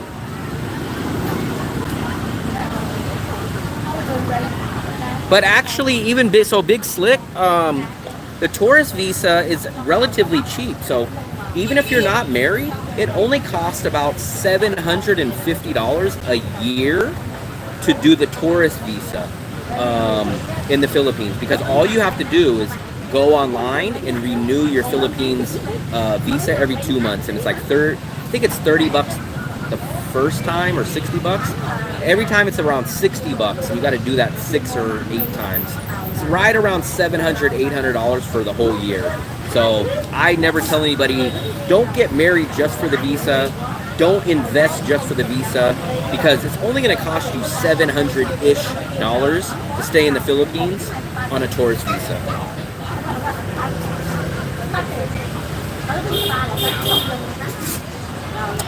Yeah, the Philippines, so here's the problem with the Philippines. The Philippines, it's not just only it's more expensive than all the cities that actually we live cheaper in Thailand, even in Bangkok, than I do in an equivalent city in the Philippines.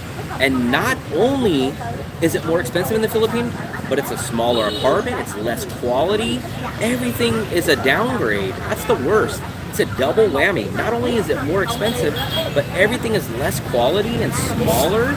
Food portions are smaller, apartments are smaller, data, your cell phone data is smaller data packages. Like, we couldn't get Fluffy. Is there a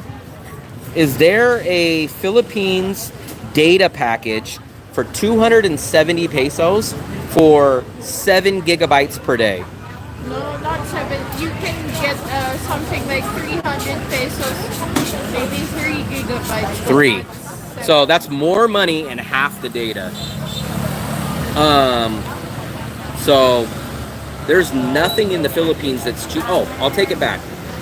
One thing we've noticed is cheaper. This is the only thing I've noticed ever in the Philippines that's cheaper. Big bottled water, like 5 gallons, 20 liters, the big, huge bottles that you gotta carry with 2 hands. Those, for some reason, are like 25 pesos, which is like 15,000 VND. Water, that same size out here, is like double that price. No clue why water is cheaper in the Philippines, but it is. That's always been a shock to me, Taiwan. It works the same way here in Vietnam. We go to the smaller, less tourist Vietnam cities, and in my American mind, I go, oh, we're going to a less tourist place. Small population. It's going to be so cheap. We went to Dong Hoi. Dong Hoi is almost as expensive as Da Nang, and I'm like, how the F is Dong Hoi restaurants the same prices as this major metropolitan city of Da Nang? And I'm like, why? Like, there's no tourists here. How is it at the same price? Like, I cannot figure that out. For example, if you went to the USA, food accommodation is going to be way more expensive in San Francisco than it would be in Modesto, California. It's just a simple fact. But here, Dong Hoi and Hue are the same price as Da Nang. And I'm like, how is that possible? Door openers. So the Wi-Fi technically doesn't turn off 30 minutes, but you guys know, like, when you're on the Wi-Fi, yeah, no, it did. Like, it's really horrible. It cuts out, and then it takes 10 seconds to catch back up. Like, you guys have been on internet, and you're like, why is the freaking page taking so long? I don't think, like, if you would stream or, like, you would go on a Yeah, I would have probably problems You would live really streaming have out there. a web, no, even like a web call cannot do. But it would probably be tough for me to do these same live streams. I bet you live streaming there, I would get cut out a lot. You have to be on the fiber. Yeah, I'd get cut out a lot. I don't know. They have to fix. It's too capitalized and like monopolized. That, But how come we can come to a place like this and get great everything for cheaper? I don't know because it's a communist country. Bangkok, But, like, Bangkok's it's very- cheaper too, yeah, I and know. still better. Yeah. That's not a communist country. But it's controlled by monarchy. That's crazy. The Philippines is, so put it this way, people always take it wrong, but the Philippines, the best way to summarize it, it's a terrible bang for your buck country. Now it's great for the English, great to meet a partner, great to stay without getting on a plane and ever having to leave the country on a visa, but it's a terrible bang for your buck financial situation country.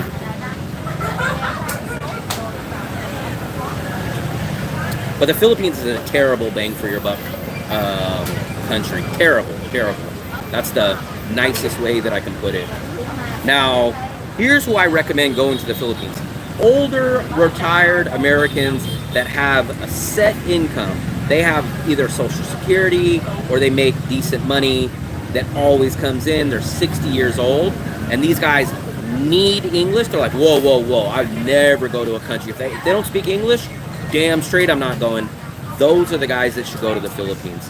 The guys that want to meet 20-year-old women that speak English. They never want to get on a plane or a bus and leave the country because they're like, whoa, I'm too scared to do that. And they want English and they want to be able to meet young women that speak English. The Philippines is their Disneyland. But a younger, cheap traveler that wants value and that wants good internet, good food, and nice quality stays, Philippines is terrible for those guys. Philippines is terrible for younger guys that want great internet, that want to work online, that either have a girlfriend or aren't really searching for a woman, but they want to live in nice, comfortable amenities. It's terrible for those guys. Terrible. Like for me, if I wanted the luxury, I would go to Thailand. So for me, Vietnam is the less luxurious version of Thailand. Thailand is the luxurious version of Vietnam. But Thailand is 20 to 30% more expensive a month, and they have a worse visa than Vietnam. So everything's a trade-off.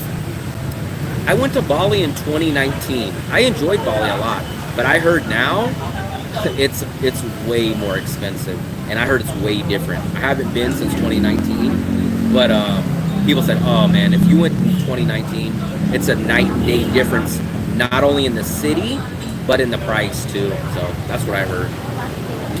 The 3 cities or the 3 places I would like to get to at some point during this year, I've mentioned it before. I would like to get out to Kuala Lumpur.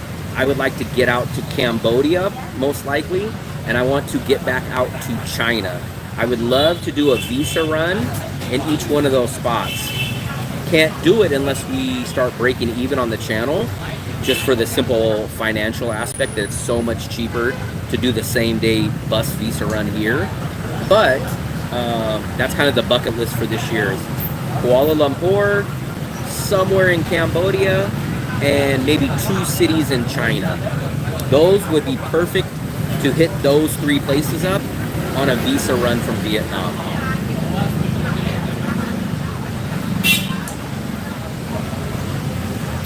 I can't confirm that about Bali because I haven't been, but actually I was very surprised at how much I liked Bali in 2019. And what I think is underrated about Bali that I never hear no one say besides me, but I really think Bali's food is pretty damn good. Bali's food is very underrated and no one talks about it.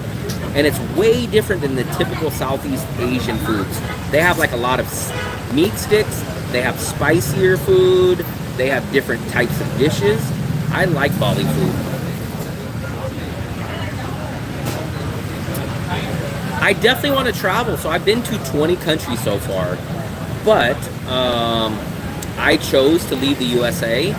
So I left with no income. There's no income. So I have to stretch my dollar as much as I can until the channel could financially break even. So I have to do everything financially. But we would love to start traveling a lot more. We're actually going to travel next week. It's only to 3 cities here in Vietnam. But at a certain point, if we can break even, we will do... I would love to do a visa run in a new country or a different country every single visa run, every 3 months. That would be an awesome goal. I cannot. So remember, we spend for our total bills out here a month, $750 US for me and Fluffy for every one of our bills. On YouTube, I probably average $400 to $500 a month on a decent month. So we're still about 30% off of breaking even.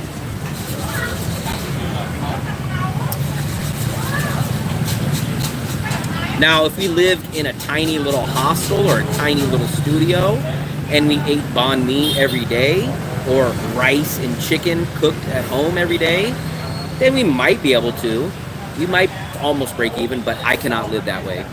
You guys already downed me for, oh man, you live so cheap. Like, for me, I'm living amazing quality compared to the USA lifestyle that I was living.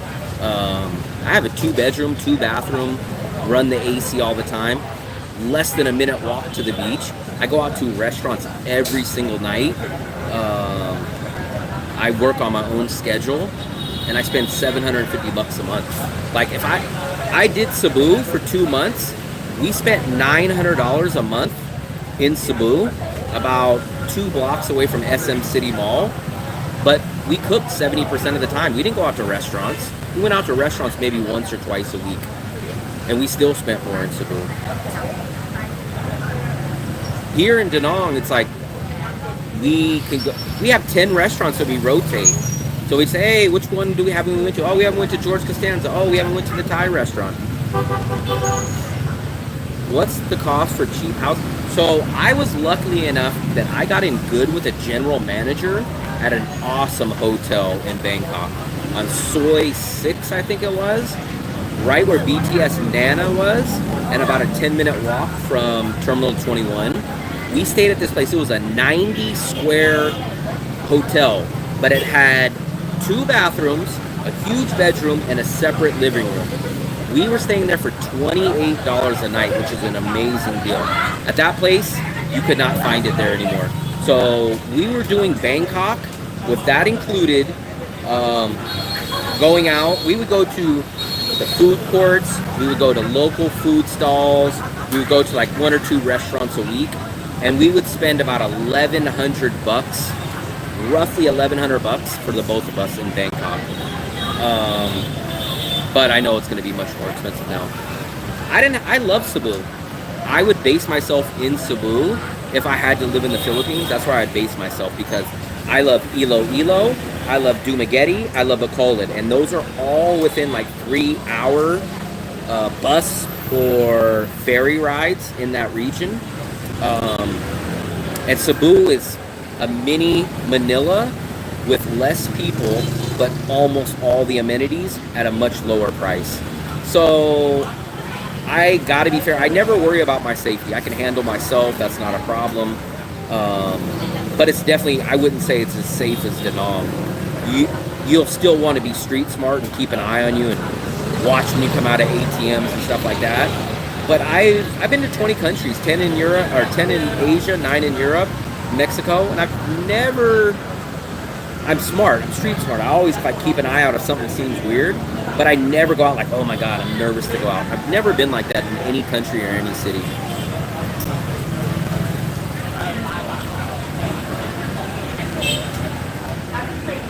In Da Nang, we spend $750 on everything.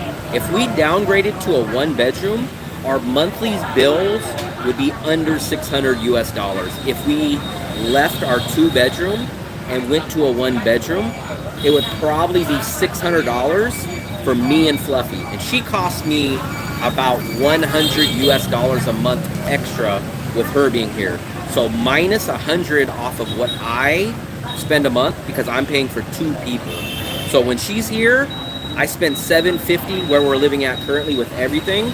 So realistically, if you lived in our same 2-bedroom and lived the exact same lifestyle as me, one person would live for about $650. If you went to a 1-bedroom or a studio, you can get that under $600, maybe $525, $550 easy. 1-bedroom depends on which area. 1-bedrooms in this area, you're probably looking at least a low cost of like $275 in Anthong. And I wouldn't really go over $400 with the absolute max for a 1-bedroom here. $275 to $400. $275 is probably tough. You would have to do a lot of negotiating. $400, I would not advise paying $400 or more for a 1-bedroom over here. It's actually getting humid now.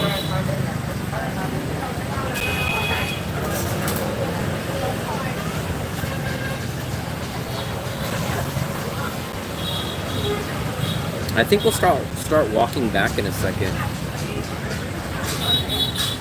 I don't know where Fluffy went. Fluffy's been in that store for a while. Maybe she got kidnapped.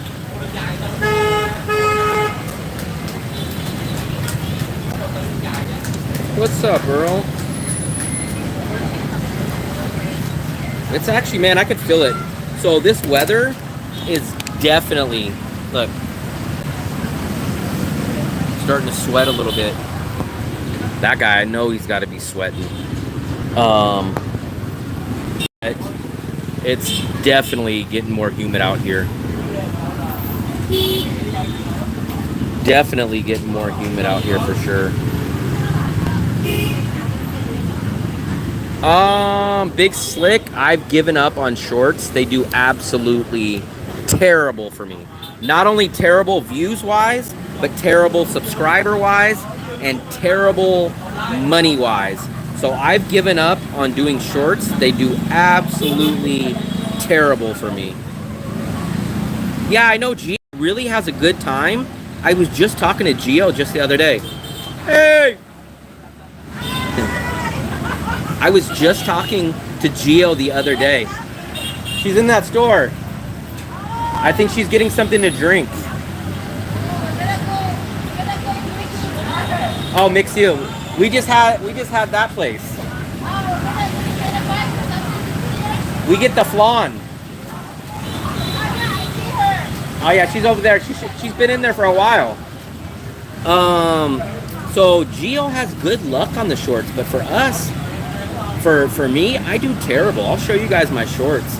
I've given up on them because they take me 10, 20 minutes to do one little short, but they just do terrible. They do absolutely terrible in every sense. So look, I posted that weeks and weeks ago.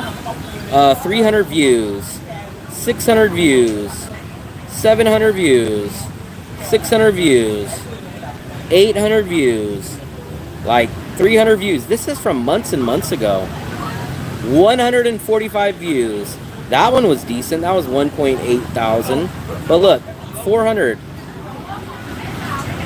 And I think in the whole year, I think when I looked at my revenue that I made on YouTube Shorts in a year, it was like 98 cents. And I think I gained 7 subscribers in a year or something. I'm gonna sell this.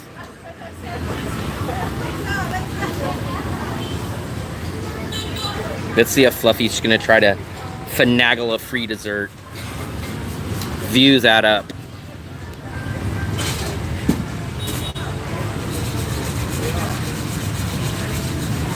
Fluffy's going down the street now. But she doesn't have her... Oh, how the hell... I don't know how she's gonna... Jeez. If I have to get a hold of her, I'm not gonna be able to get a hold of her.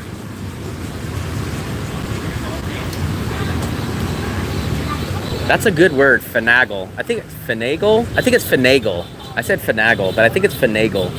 I think that's probably the first time I've ever used that word. Let's see if she comes back with the free dessert. Somehow Fluffy always knows how to get something for free. It's actually, I think you'll notice when you come back here, Mitzi, it is definitely a lot humider. It's much more humid now. About the past, I don't know, 4 or 5 days. I mean, it's what? Almost 10 o'clock at night. And I'm feeling it now. I think it's going to be hotter when we go to Quy Nhon because Quy Nhon's more down south, southern Vietnam. So I bet you it's going to be hotter there. Let me actually take a look at the weather here and compare it to Quy Nhon. So right now, it is 84 degrees. Jesus Christ. I didn't know it was that hot right now. Man, it's warm. Where's the humidity? The humidity's at 74. It's all based on the content for shorts, people. But here's another thing. So, and also another reason, just not only because of the lack of views, not only the lack of money, not only the lack of subscribers, but those people that watch the shorts, they're not going to watch my long content. So it's kind of not really good for my channel in the long run to get subscribers for the shorts because they're never going to watch my actual uploaded videos. It's very, very small percentage. Let's take a look at the weather in Quy Nhon. Give me 1 second, Phil. I'll answer your question in 1 second. Give me, the answer is technically yes, I do have a local bank account. And yes, I use cash for everything. So I have a local bank account, but I only got it for you guys to make a specific video that's going to be up in the next couple days. But I use cash for everything here, everything. I pay my rent in cash, I pay food, I pay transportation, I do all that in cash. Where is Quy Nhon? Let's see what the oh, it's actually a little cooler. So it's a little cooler there. What's the humidity? Oh my God, look at the humidity. So the humidity is much, much hotter in Quy Nhon, but it's a few degrees cooler. But Quy Nhon is 90% humidity. What phone service? I use Vinaphone. I tried out Viatel when I first got here, and I had some personal issues with them. Then I switched from Viatel when I first got here to Vinaphone, and I've basically been using Vinaphone for about almost 1.5 years now. Vinaphone is absolutely the best for me for 2 reasons. One, I get the most data that you can under any package. I get 7 gigabytes of data per day, and I spend $5 per month. Viatel, the highest plan they have is either 5 or 6 gigabytes, so you get less data, and I think that plan is like $6.50, almost $7. So not only is it more, but it's less data. I went to the market today, but didn't have enough and used QR code. It's good to have, can go out with nothing. But see, that's my problem. So for me, I have a Charles Schwab account, right? So Charles Schwab refunds back all my ATM, all my international purchases, right? So I go, why would I not have cash on me? Even if I don't have cash, I can go to any ATM here and just pull money out. So actually, this is how I do it. I go to the ATM machine 1 time a month and I pull out 20 million at one time. So 20 million covers my rent. My rent is 14 million. So I give my landlord 14 million in cash, and then I'm left with 6 million to spend for the rest of the month. So I always have cash on me. So the QR code, I'm curious which QR are you using? Yes, I am using Vinaphone. Seymour,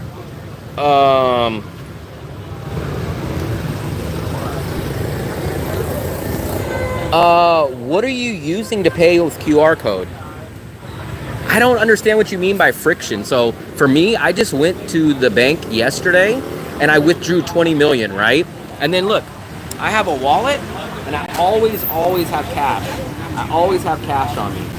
So I'll never not have cash. So I always have cash on me. And I have not. So I'm going to do a video. I've already shot the video. I just need to edit it. This bank that I got the QR code through, it doesn't make sense for me. It's more of an inconvenience than it is to use the QR code for me. But I don't, so how, let me ask you, what bank do you use? So you have to, so here's what I'm asking. What Vietnamese bank do you have that you scan the QR code? I don't understand what, so I ask a lot of people this, but I can never get a direct answer. Why do you guys not want cash? This is what I do not understand. So cash is easy, it's simple, and actually it takes less time to hand them cash and get the change back. When I did a QR code, I had to open up the app. I had to scan it, right? So I had to open up the phone app or open up the bank app. I had to scan it. Then I had to go to another page and I had to hit confirm. Like it's already more than money. I have Timo also, but so that's the bank account that I use, Seymour. But here's your downside.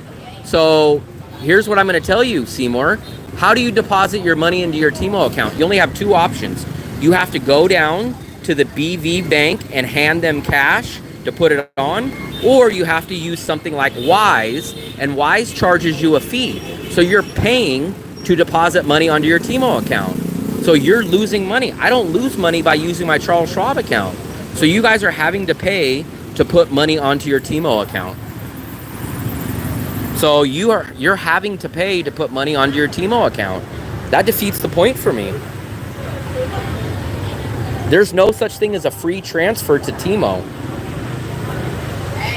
Well, technically, okay, let me take that back. There is a free transfer to Timo, but that means going across the river, giving them cash, and then they'll deposit that cash onto your account.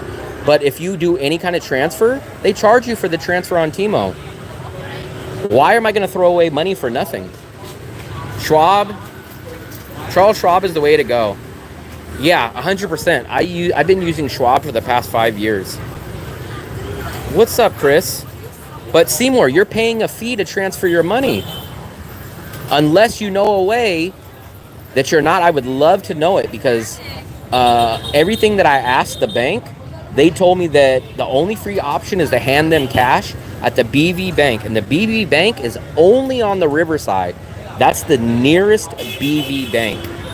So if you're using your international card, if you're using Wise, you are paying a fee to put your money on the Timo card, which defeats the point for me. Why would I spend money to pay a fee when I could just use the Charles Schwab account that doesn't charge me any fees? So I would love to know if you guys know a way to transfer money onto the Timo account without a fee.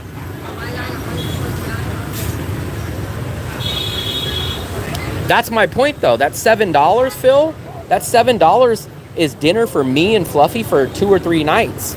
If I just use my Charles Schwab card, I don't pay any fees. So why am I throwing away 2 nights of dinner just to use a QR code? It doesn't make any sense to me.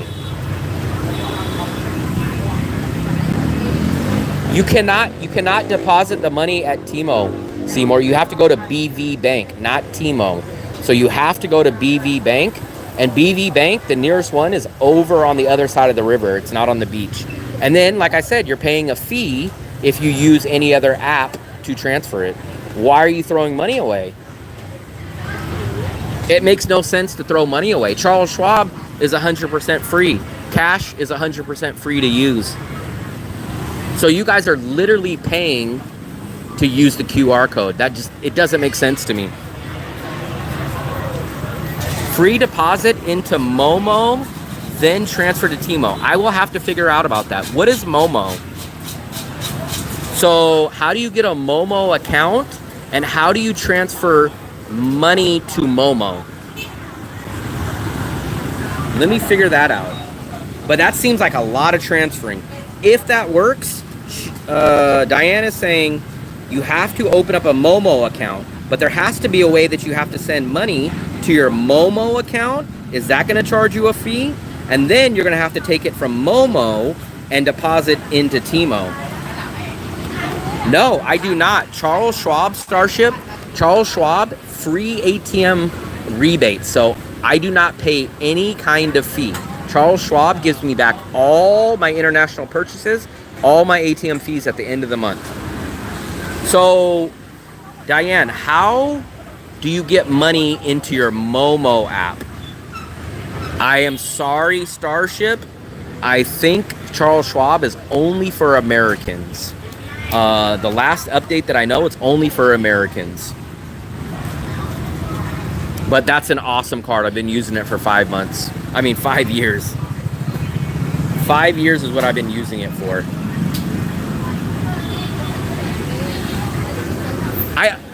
I'm not trying to pick on you, Seymour, because I'm trying to do this video. This video is going to come out in the next few days, and I just don't understand what the weird fascination with the QR code is.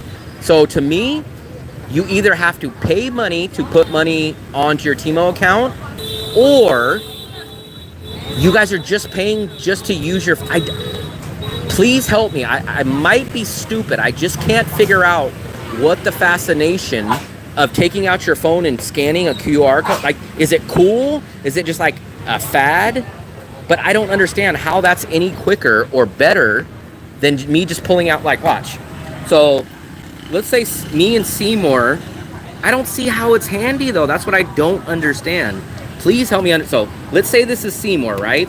Okay, we're both at the market. I don't understand the QR. I feel like I'm missing something about the QR that no one's telling me. But let's go like this, right? So let's say me and Seymour are at Bachmayan Market, right? Now they say, hey, 50,000. Okay, he reaches in, grabs his phone, right? There's my money. So he's got to open it up. The lady's got to come over to him, show him the app, right? He's got to take a picture of it, and then he's got to confirm the amount is correct. Look, I told you Fluffy was going to get something. What is all this? Ice cream. How did you get that? This is for the gang. I told you Fluffy would finagle something. They got you ice cream. No, Seymour, I'm not getting mad. I'm trying to ask for help because I've already shot this video and I'm trying to come at it from your guys' perspective because I'm trying to figure out what I'm missing. What is this? They gave you ice cream. I'm trying to figure out, because remember, I'm doing a video on this and I want to speak and tell the people, like, hey, if you guys want X, Y, and Z, this is a good account to open. But I cannot find a positive reason to open it. So, correct me if I'm wrong. Let me say it this way. Your guys' opinion of the QR code is it's just cool to use it, right? Or am I missing something? Because it's not faster, it's not cheaper. There's literally nothing besides the coolness, I guess. I feel like I'm missing something. Hello from London. What's up? What's up, buddy? Deer with no eyes. But look at this. Hold on. Let me show you. Remember when I just told you that somehow Fluffy was going to finagle stuff? Look at that. What is all this? No, this is just for you and me. I got ice cream and they got ice cream for their gang. Where did they go? They went shopping to Full Market. Look at this. Somehow I told you Fluffy was going to finagle. So now I got a second dessert. I'm just trying to figure out, because remember, listen to me. I've already shot this video. I have not edited it, but I want to speak on the video that I'm going to upload. And I want to say, hey, if you guys X, Y, and Z, this is the account that you guys should open. And I'm having a hard time figuring out why someone would want the QR code. Because you guys know how I do my videos, right? I say like, hey, if you guys want to save money, this is what you guys go do. Hey, if you want to live in a Western neighborhood, this is where you should live. I'm trying to find the reason or the person that the QR code is good for. It's several times. All right, well, we're just gonna call it there. So don't get mad at me on the video Don't say, oh, you missed X, Y, and Z about the QR code, because I'm asking you guys now to help me out and show me, oh, okay, X, Y, and Z is why they want the QR code. But under my impression, I'm going to go do this video and say, I do not understand, besides the coolness factor of saying that you can scan a code. That's the only reason I see people open up this account, because it's not cheaper, it's not quicker, it's not easier. I'm trying to figure out, but we'll leave it at that. Why did you put that ice on me? It's hot. Look, I'm icing my legs. You're icing. They got a whole bag full of desserts.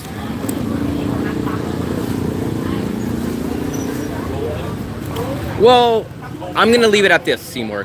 It is a black and white answer, because like you guys ask me, hey man, is it worth going to the Philippines? And this is how I answer you guys.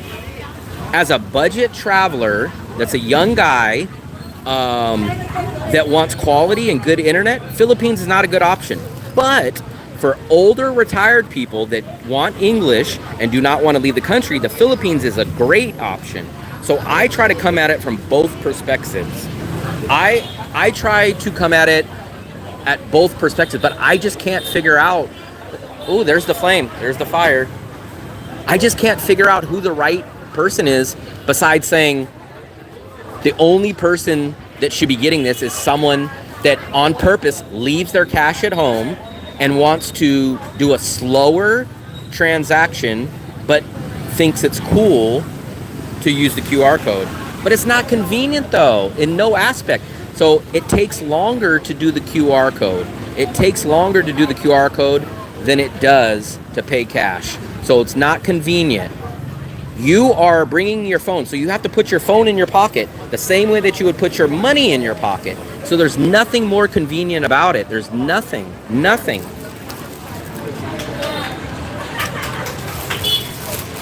Okay, so I'll take that part, Mitzi. So this is useful for grabs, because when you pay with cash, you run the risk of not having change, 100%. But remember, on Grab, you can use your credit card. So on Grab, you can use your credit card. Now, InDrive, you can't. So on InDrive, you have to pay cash. But the downside of InDrive is InDrive doesn't have the QR code anyways. So it would be irrelevant for InDrive.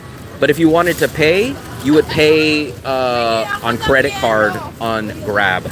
Thank you. Thank you so much. You didn't say that. Thank you. I appreciate it. Thank you. See you. Bye. Thank you. I knew Fluffy was going to finagle. That's what Fluffy the finagler. Bye-bye. I almost thought you had to have a credit card set up on Grab, but I could be wrong. I have a credit card on there, but I always switch it from credit card to cash. Ha! Fluffy, why you put that on me? It's so hot. Avoid carrying. Plus, in case you will need more money. I don't know. I guess we're just going to disagree there. I would love. So I've already set up the bank account. I have it. Let me show you guys. I'll show you. I don't have it on. Yeah, I do. Yeah, I do. But for me, I have not used it once. No, I take it back. I used it once to make sure that my money was on there. But I have not found it. Let me ask a neutral person. Fluffy, do you think the bank account with the QR code, is it worth it? Is there anything easier or convenient about it?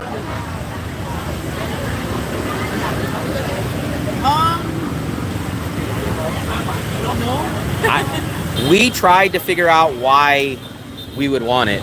I have 388,000 on it. I put 500,000. I went into the BV bank, and I've just not needed to use it. Like, He said it's good for change. so here, I'll show you guys how you guys should do it. Here, this is how I do it. Watch. So I have my wallet. I'll carry one of these. They look stupid. I'll admit it. These look stupid, right? But here's what I do. I keep my wallet right here. Never will be pickpocketed, right? So I keep at least one big bill in here. So I have a 200,000, right? That's for my emergency. If I go and I overspend, there's the wallet money, right? And then what I like about this bag, here's my petty cash. that goes into this pocket, right? This is my small cash. So this is more than enough for a whole dinner and a whole night. I'll keep that there. Right? So I keep that there, and then in my wallet, I just keep one big bill. And then if I use this big bill tonight, when I go home, I slap another big bill in here. That's it. Never have to think about it. Yeah, but you will run into a problem of having change, they said. Change? No. Because with the big bills, we pay for dinner with the big bills. Yeah, that's the only thing. But here's the problem, Fluffy. How do I add money onto my Timo account? You have to go to the river. You have to go all the way over to the river. And guess how you have to go there? You have to pay Grab, which means it's going to cost you $3 or $4 to get to BV Bank. Why? Or, okay, you can use Wise, but Wise charges a fee. So there's no free option. What's up, Mark? What's up, buddy? Cash WireX debit card. I'm not sure what that is. But you did have to think about rotating. It's second nature to me. I always put money in there. Like tonight, so I know what my budget is. I've been here for a year and a half, right? Our budget is 210,000 VND a day. So all I do is put one big bill. I put a 500 or a 10 or 500 or a 200,000 in the wallet. Tuck the wallet away in my little spot, and then I keep my small bills in the other one. Wise would probably be cheaper. Grab or InDrive is going to cost you about $2 there and $2 back. I think Wise is around 1% ish, but there is a minimum fee. Like if you only wanted to put like $5 onto your Timo, they still charge you like at least $1. I did, Mark. I've already kind of let the secret out of the bag on that video, but I'm gonna have that video uploaded very soon also. I have so many videos I gotta upload.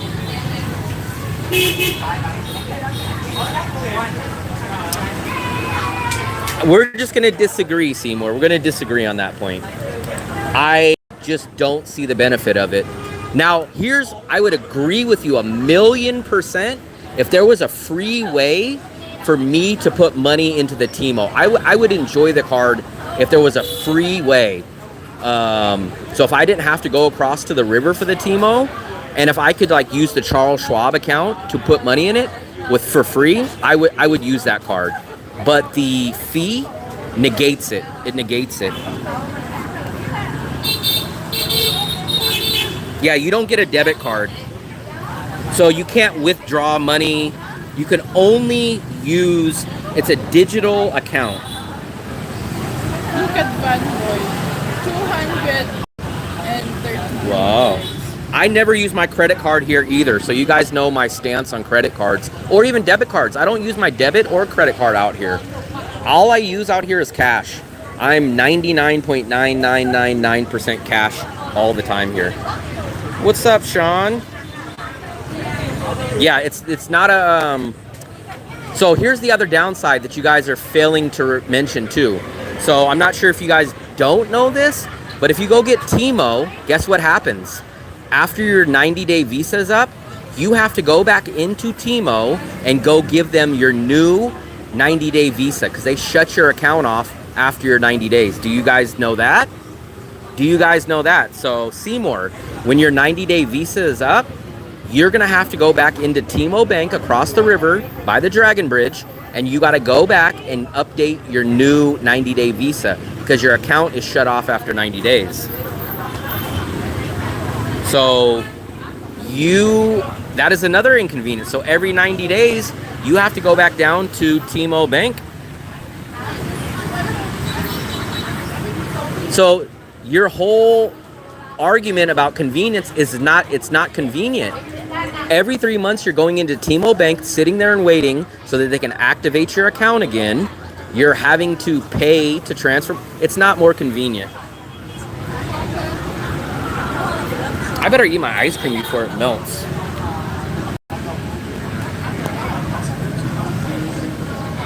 Wow, Fluffy, that looks just like you when you eat ice cream.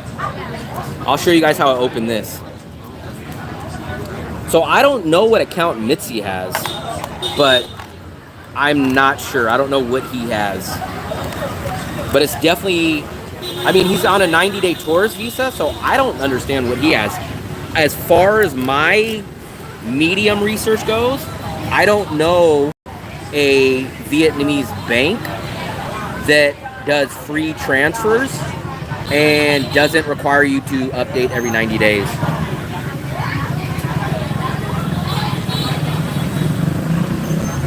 Fluffy, where's yours? I finished it. Oh my God, you already ate your dessert?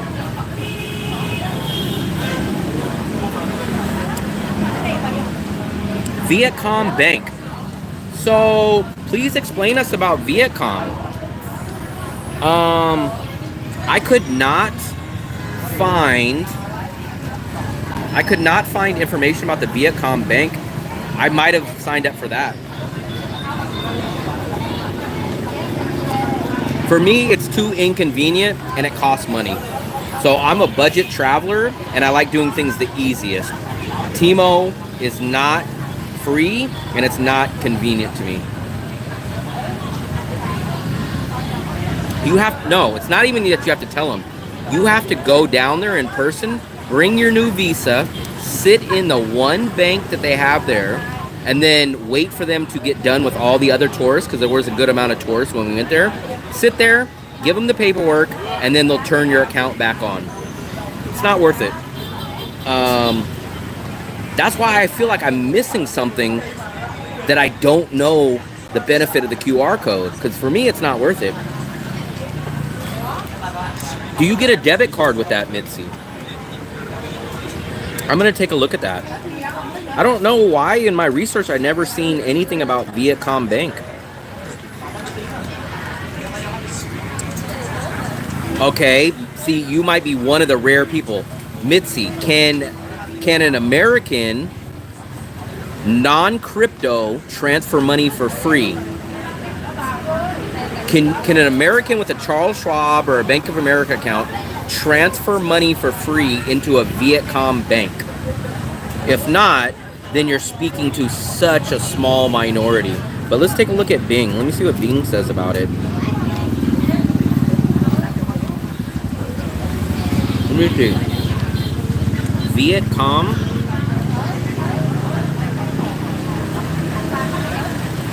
Let me see.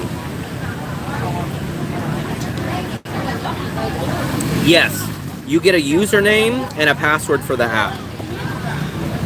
It's all digital. No card, no card number, nothing like that.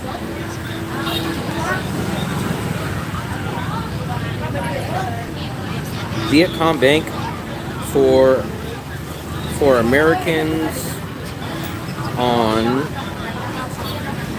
tourist visa.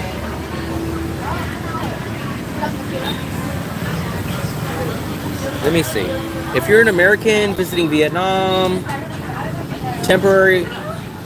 So they're saying Vietnamese banking regulations generally require foreigners to have a TRC for at least 12 months. I don't know how you got around that. I don't know how you got around that.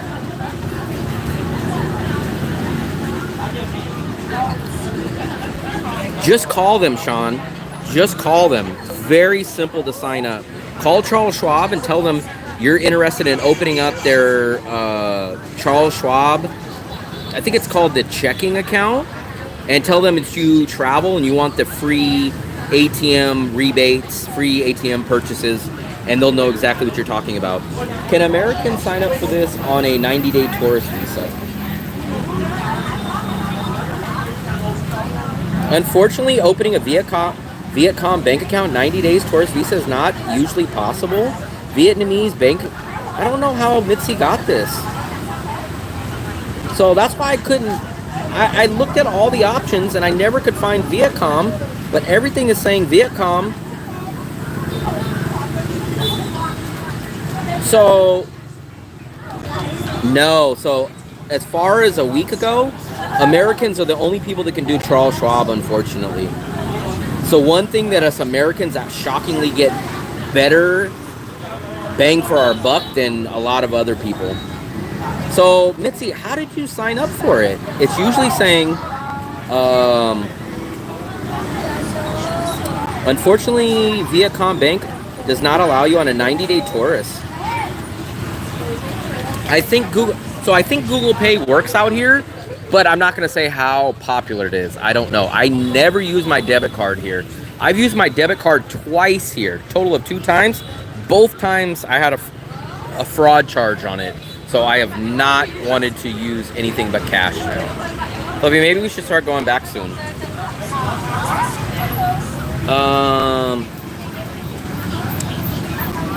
That's crazy. So maybe it's something that they say that they won't do, but I don't know. Maybe you got lucky. I have no clue. What did you have to show them? What did you have to show them at Viacom?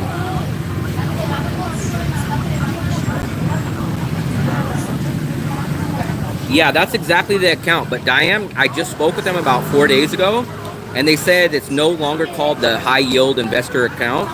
Now they said it's just called the checking account. But when I signed up for it, it was called the high yield investor account too. It's very simple though. They even told me, so you have to be an American to get it, an American address. But here's the good news. You guys could be anywhere in the world and sign up. And they'll even send your card to whatever country you're in currently now. If you sign up, like let's say you're in Thailand or Vietnam, but you're an American, they will sign you up while you're here in Thailand or Vietnam, and they'll send your first card out there. So that's the good news. But what address are you supposed to? You have to have an American address. You have to have a Social Security and an American address. But as long as you have those 2 things, you can open up your account anywhere in the world. But what, Mitzi, what, I'm assuming you had to bring your passport. And what did you tell them? You're on a 90-day tourist visa? Or how did you get them to approve that?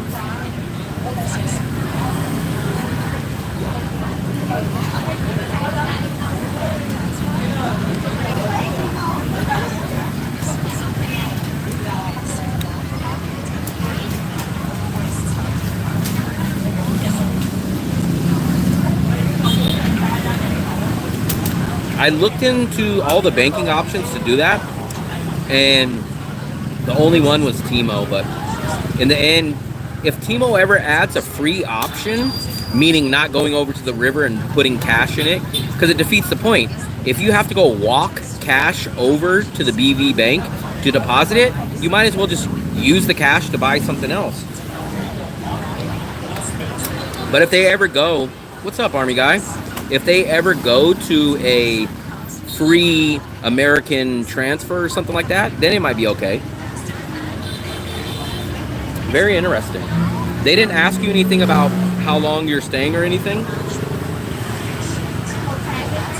Maybe I should have went in there and tried that.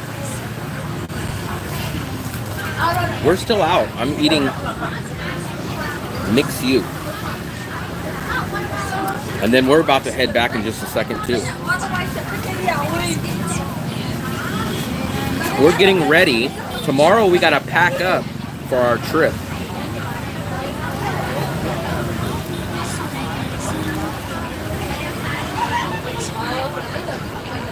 Mixed shoe is okay. It's kind of like I'm gonna call it like a generic Asian. Look at cockroach, Fluffy, by your foot. Fluffy, it's coming towards you. You guys see that? Mixed shoe is kind of like a cheap, generic Asian Dairy Queen, kind of, with less options. I've heard about Fidelity. The only thing is, I've never had to use anything besides Charles Schwab. Now, if I ever lose that account or something, maybe I'd look into Fidelity, but I've had Charles Schwab for 5 years, and they're amazing. Never had a problem with them ever. Great customer service. Everything's been perfect.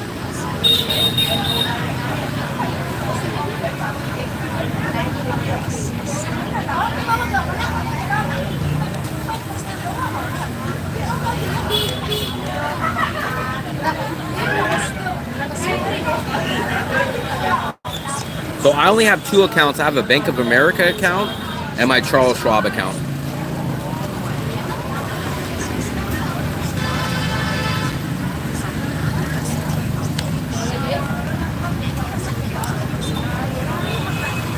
Enjoy the chat. Have a great night. I appreciate it, Big Slick. We are just about to leave in a few minutes too.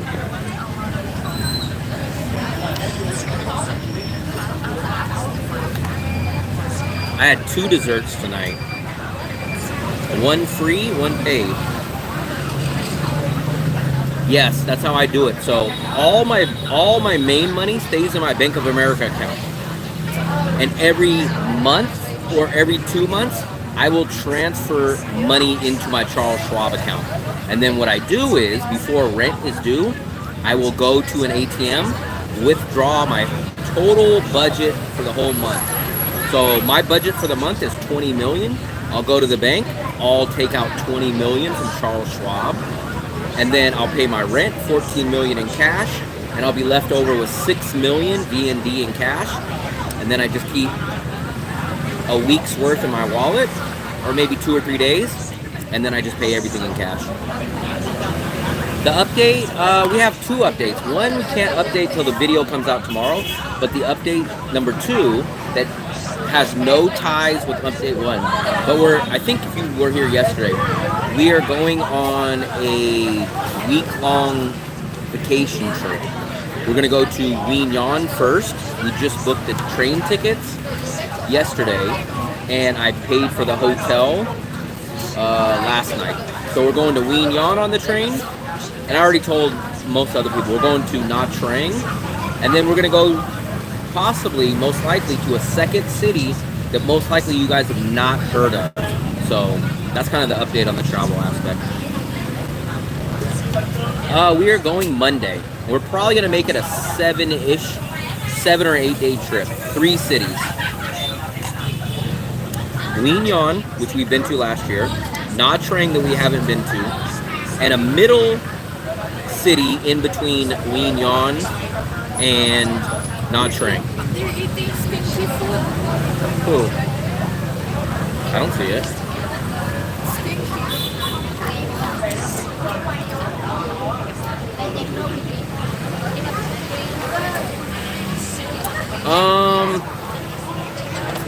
So I'm lucky. I use my parents' address.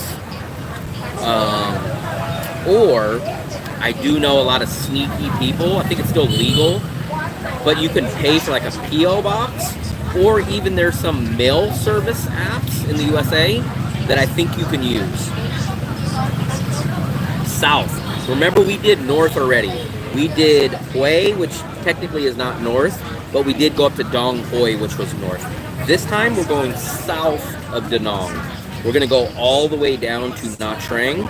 Guignon is a little bit south of Da Nang. Nha Trang is much more south. And I'll let you guys guess. I'm not gonna tell you if you guys are right or wrong, but there's a second city, and here's the only clue I'll give you. It's in between Guignon and Nha Trang. There's a city in between those that I think we're gonna stay at for probably 2 days. I don't think there's many videos on YouTube about it. It's a very sleepy local town. It's somewhat, there's been a few people in the chat in the past that have mentioned this city's name, but I don't think most people know about it.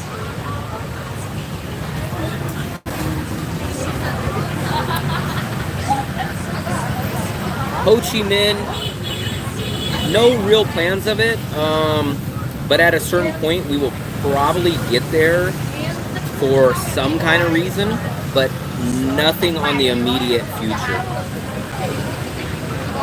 Nothing in the immediate future. Why is the screen so dirty? So if you want to start walking back.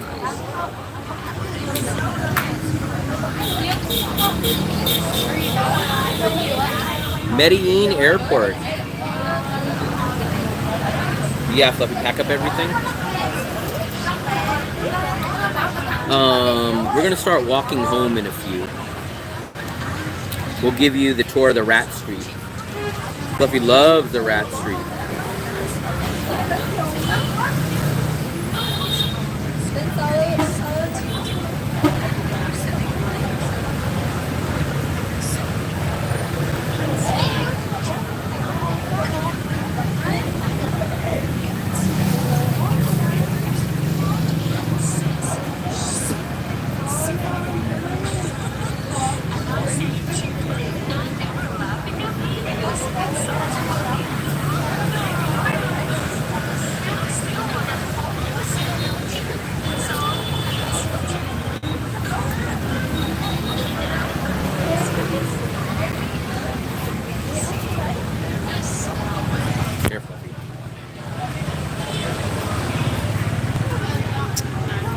Little Tokyo. Yes, but I never engage over there because of the price. Little Tokyo. Let's log out of the Wi-Fi and we're gonna start. Fluffy. Fluffy had 2 desserts tonight. This is what kind of bike I need right there.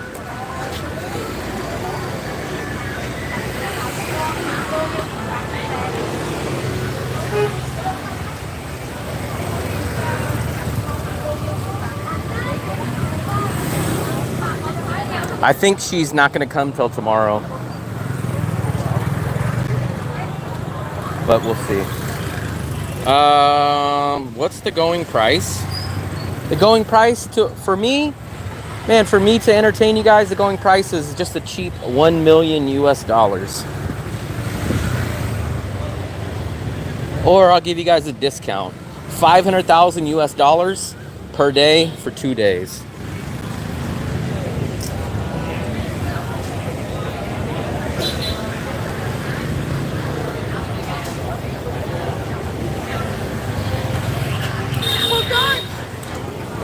My phone. Where's my phone? That's so funny. Where's my phone? Come on. Go get it. Don't tell me. Go. Mommy. We'll go get it. We'll go. Why are you standing here? Go get my phone. I'm not getting it. You left it. Yeah, see? You look like a fool now. No, You look like a fool. You left my phone. How would I leave your phone? Your phone was in your hands. I don't have my What a phone. fool. Well, go get it. Go get it. Well, Fluffy, hold on. You got... You got ice cream on you. She fell for the oldest one in the book. Okay, look at the moon. Wow, the moon is peeking through.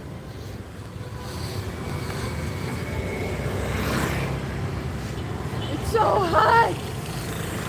So humid. So humid. Why is 9 scared of 7? Because 7, 8, 9. That was a good one. That's so old, Joe. Yeah, old as you. Fluffy, watch your step. Don't fall into the rat hole.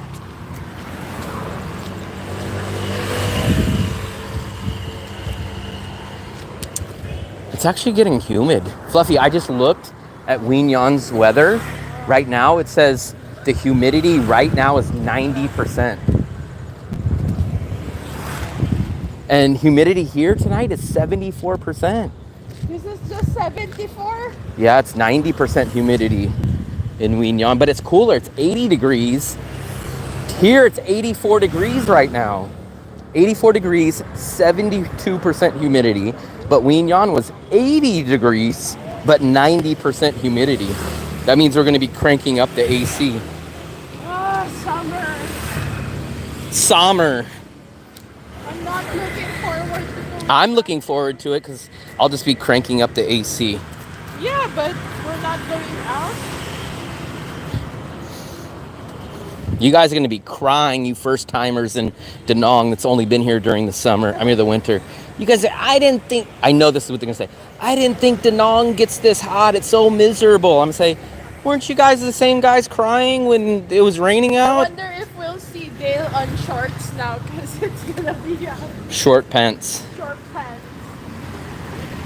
If 7, 8, 9, how is 9 scared of 7? Because 7, 8, 9, get it? So 7 is a cannibal. 7, 8, the number 9. Yeah, it's going to be... The weather here, you walk outside, it's hot. Your shirt sticks to the back of you. It's coming, guys. Don't worry, it's coming. You guys should be thanking your lucky stars it hasn't been getting hot. Last year and the year before, it was already humid. You guys are complaining about it, but you guys will be wishing it was this weather soon. You say, oh man, I wish we could just go back to February. I wish we can have some rain.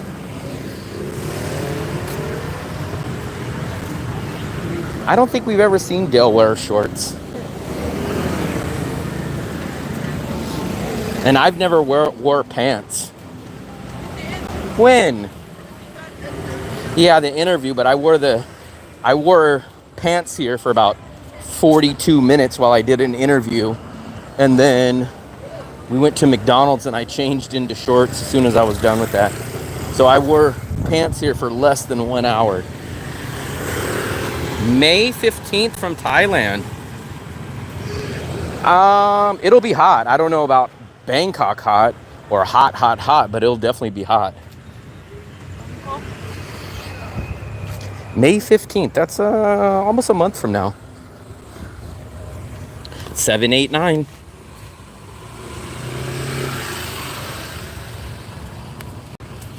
So fluffy. I know you are. I had jeans in Thailand. Man, I did bring one pair of jeans, but I don't ever imagine using them. I brought pants, but they're for teaching. I bought slacks, but I've never pulled them out of the...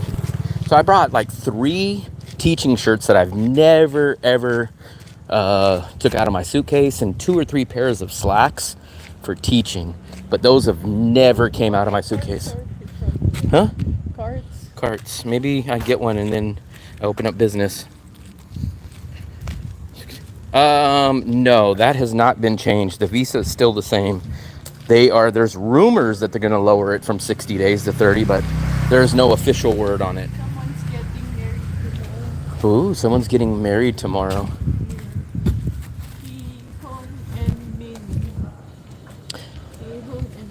So there's a lot of stuff that I had to bring that most people don't. So I brought 3 pairs of dress slacks because if I was going to teach out here, 3 dress shirts. So that's 3 and 3. So I'm already 3 shirts ahead of you guys that you guys probably didn't have to bring because you guys wouldn't be teaching English. I brought 3 dress slacks that you guys probably didn't bring. And I brought 1 pair of jeans that you guys probably didn't bring. So you guys give me a lot of crap for bringing so much stuff, but I had to bring that. And then I also had to bring my big college diploma, which takes up a good amount of space. So that's almost 1 bag right there for you guys. Fluffy wishes it rains. Oh, the apartment's still there. Maybe, or maybe they just never pulled it down. But I bet you the 1 bedroom and the 2 bedroom or the new one is probably available. Because I don't see people paying 10 million for that place. It's not, Oh, it's 10 million? yeah, for a 2 bedroom. Oh, I thought 1 million, 8 million for the 2 bedroom. For the one that they were going to rent us under the old contract, 1 bedroom. 7 million. Oh, not bad. But it's a studio. It has a glass divider.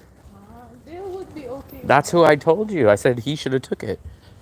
But he said his rent is due on May. He can't really move out because he has a deposit. I don't know. Come to my room. The delinquents. What's going on here? Negotiation? What's this bus doing in the middle of a construction zone? For what? Why is it parked in front of a construction place? Because no one's gonna, it's not bothering. I don't think in the USA that you can just park a big bus like that anywhere. Yeah, sometimes they stay open. Remember, Fluffy, it stays open till like 11 sometimes. Oh, that's Mitzi's. They have a peanut butter. That's probably the only thing that I would probably get in there is a peanut butter and jelly sandwich. But Mitzi's probably never even had the peanut butter and jelly there. He probably gets the glamour soup or the Avocado toast. avocado burger. He thinks he's in California.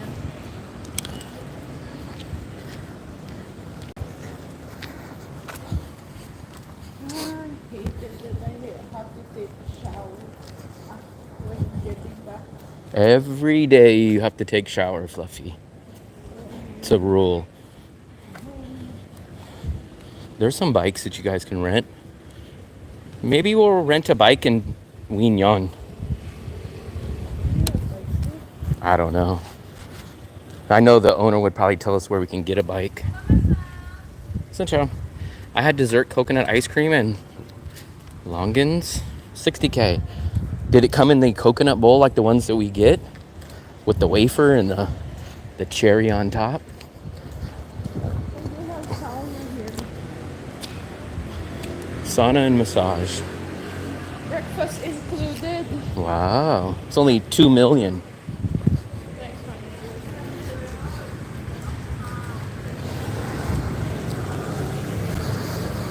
Yeah, I could definitely feel the humid weather's coming and the temperature's hotter. At nighttime, it's still over 80 degrees.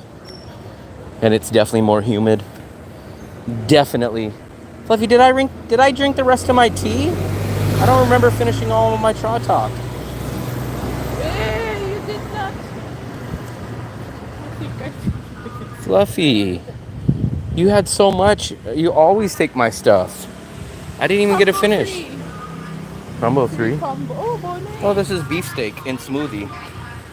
Combo 3? It says only? Steak and smoothie. Only 150? No, you can have 3. Combo 2. No, that's the each ones. But 150?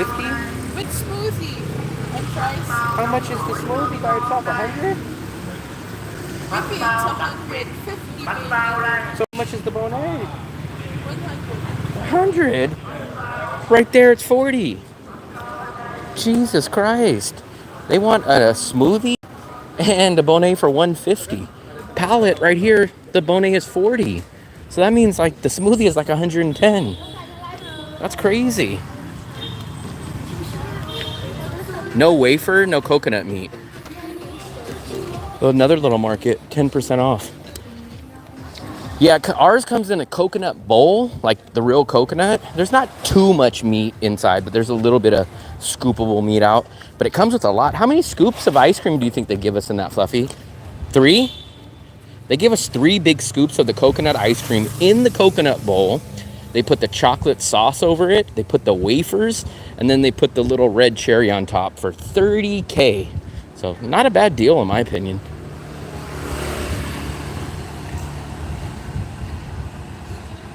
Paid her, and so she would leave.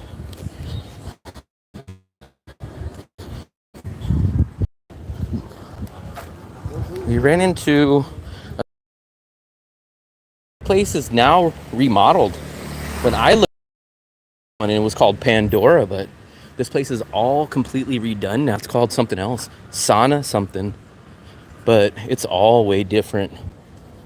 And then there's the place that I always recommend, Mona Lisa, hotel and apartment, but You know what? always booked.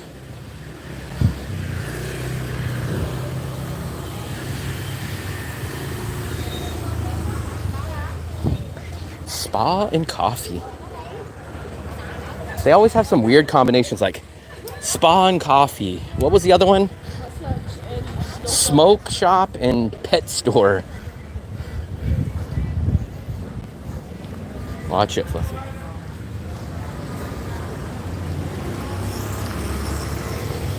Man, it's getting humid. I can feel it. I wonder how it's gonna be next month. Next month, I think it's gonna be blazing hot. Corn coffee? I don't know if I would try that. I would try the egg or the coconut, but corn coffee? That's kind of weird. Especially if they serve it to you corn on the cob. And they put your corn on the cob into the coffee and stir it. Go, Fluffy. Watching. Watching what? The live stream?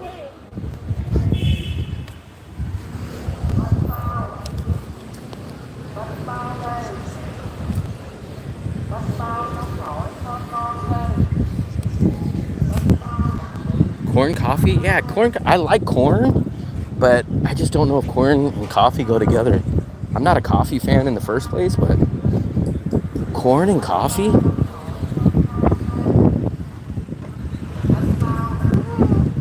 Oh, there's a breeze. I guess I'm gonna sit out here for a few. I use their free Wi-Fi. Huh? Fluffy, you'll go up. How will I go up?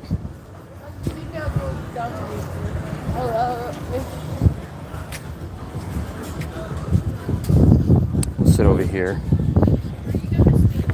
I don't know. I'm gonna sit out here because I don't want to go upstairs. I'm hot right now.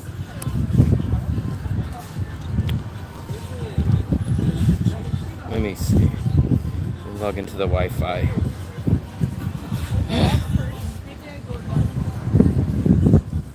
There we go. We're logged in. Let's sit out here for a couple minutes. Just ice cream. Man, I'm telling you guys, I could definitely feel the change in the weather. Definitely can feel it.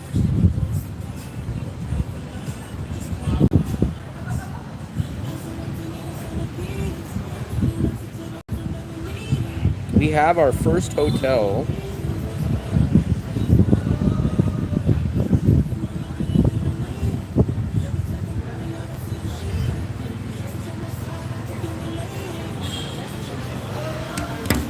It's humid, man. I can feel it. It's definitely humid. I'm wondering what it's going to be like in Huignan. But when we went to Huignan last time, I think it was June. I'm pretty sure it was June, which is a hotter season. But we did book our hotel for the first day already. We don't know if we're only going to stay 1 day or 2 days. But we're going to stay there for at least one. We got our first day booked for a whopping $9 US a day. Can't beat that. We would have liked to have got our second one, the second room that we got last time, but unfortunately it was almost double the price. So we were like, screw that.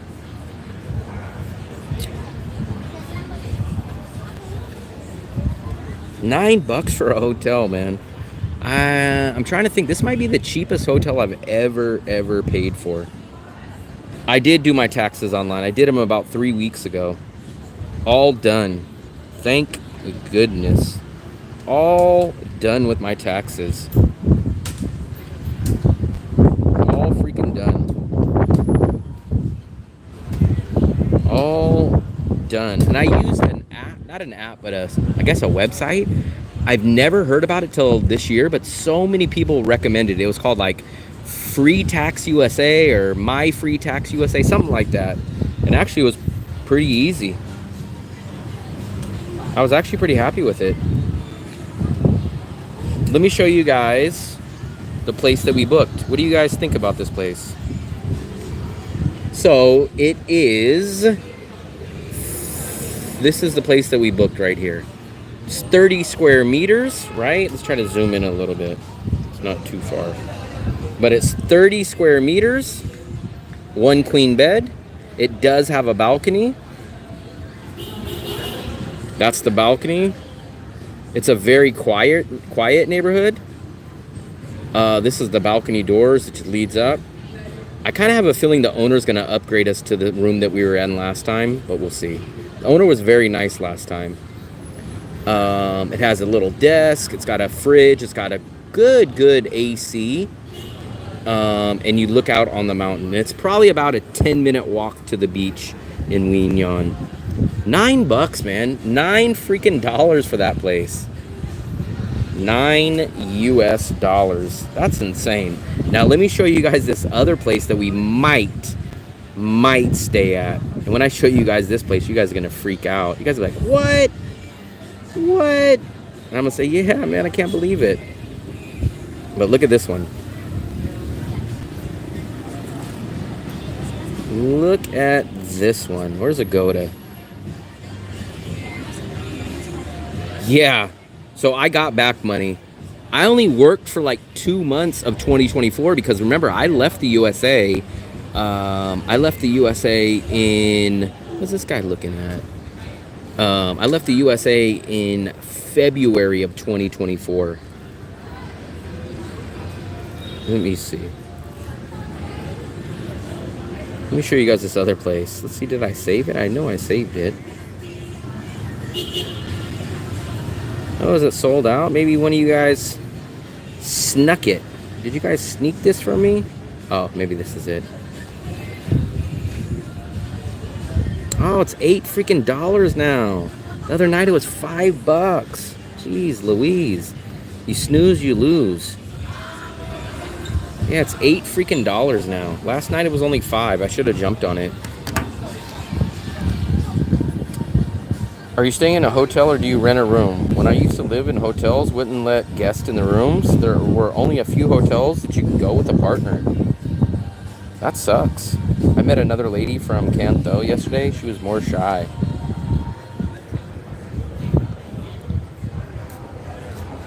I think they do that in Thailand too.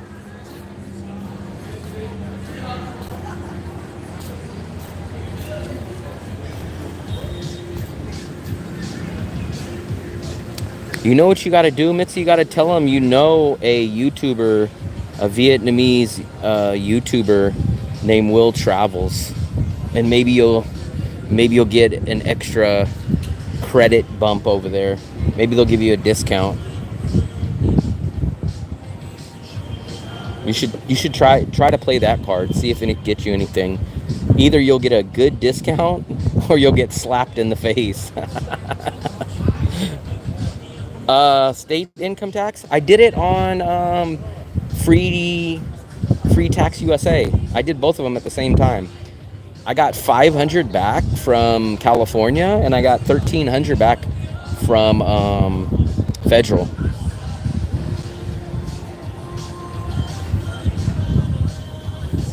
And it was free. Both of those were free. Usually, whenever I've done my taxes, I swear the apps that I used to do my taxes on would charge me for state. Usually they always charge you for state, but federal's usually free. But for some reason, this time everything was free. Come on, man. You gotta try. You gotta try. You gotta try it. The worst they could say is no. It was definitely 100% for me. I'm not sure what the income was, but I know for sure that I wasn't nowhere close because, like I said, I only worked in January and half of February because I left the USA February 14th. So no matter what, I was definitely income eligible. Let me see.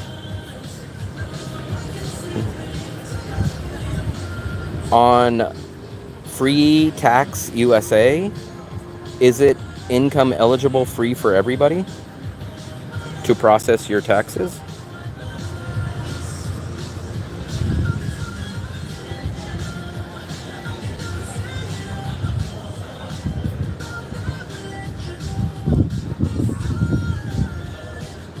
However, state filing tax is not free. It costs $14.99.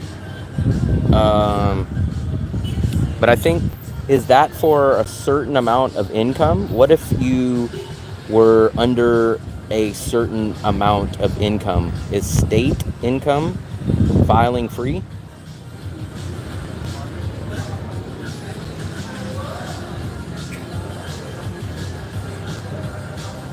That's weird. I didn't pay anything though.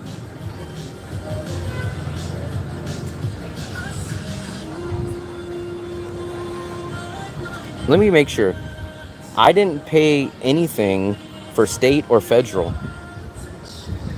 Let me make sure that's the right app.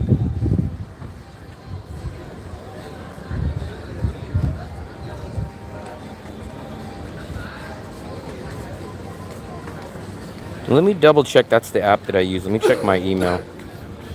Because I don't want to plug one that I didn't use.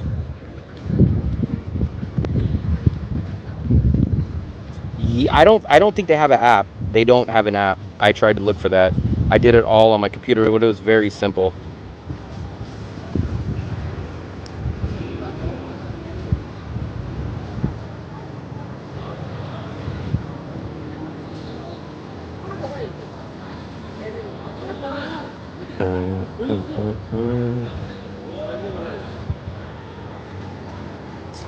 Was it on my other email? Let me check one second. But I know for sure I didn't pay. Let me see.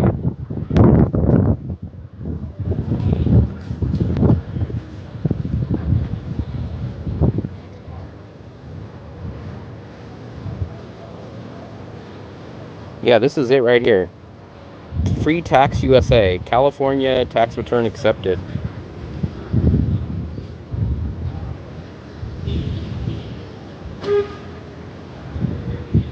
I want to see the confirmation page.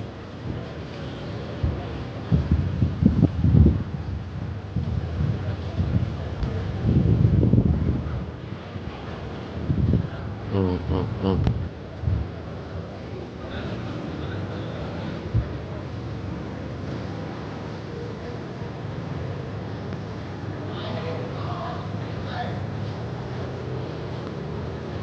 I don't know. I didn't pay for that though.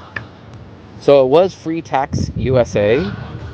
And I definitely didn't pay because I screenshotted. Maybe I'll try to look for my email when I go upstairs. And it said, would you like us to file California taxes 100% free? And it said yes. I didn't give them no credit card information or nothing. But they do not have an app. That is one of the downsides. But I did everything on computer and it was very simple and very easy.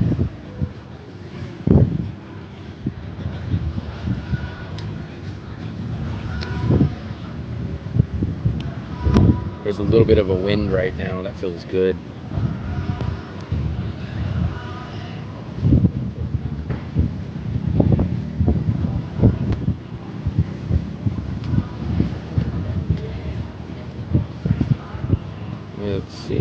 Let's see.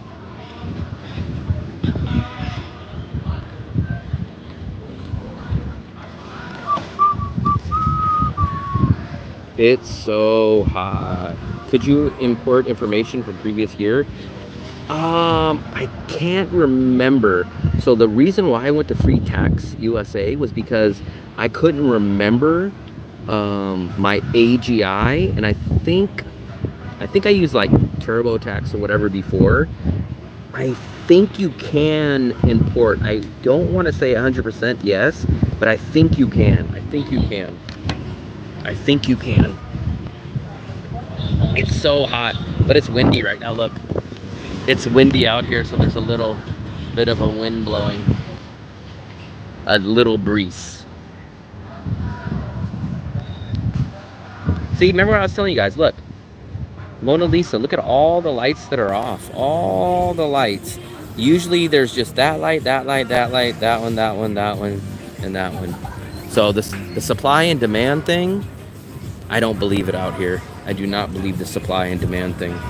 I believe landlords are trying to raise the price as much as they can, and they're holding out. They'd rather sit on a place and let it sit, and the next person that rents it, they'll just double or triple charge them to make up for the lack of the place that they don't want to rent for cheaper. That's what I believe is really going on in Da Nang. That's my opinion. Nobody will convince me otherwise. One light on here. Look at this one. Look at this one. Look at how many lights are off in this one. Yeah, man, you got to get on the ball, Earl. You guys should have been doing this earlier. I usually slack off, but I did mine about 3 weeks ago. I knew if I waited to the end, I would panic, or I would get sick, or I would get busy, and I'd say, oh, damn, man, I forgot. So I tried to change and try to do stuff as soon as I can. They make money on state tax return and optional. I'm sure they do, but I swear, I'm going to try to look for that screenshot because I did save all my information. I am positive they did not charge me for my California state.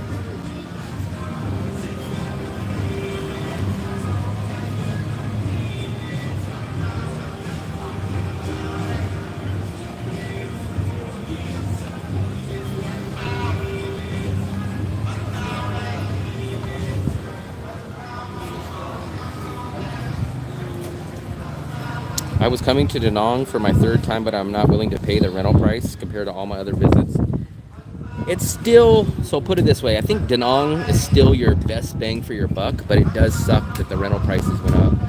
It definitely sucks. But it's still going to be overall your best bang for your buck.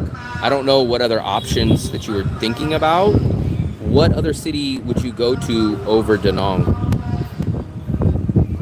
E-file. I did it. I need to figure out about that because you guys seen I did my e-file on here.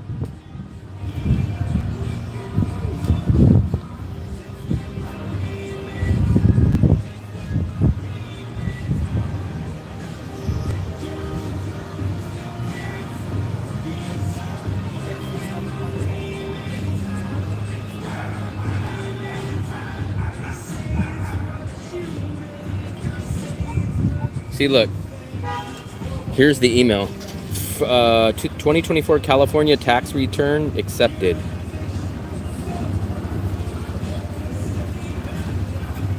And I got my refund. I don't know, about a week ago.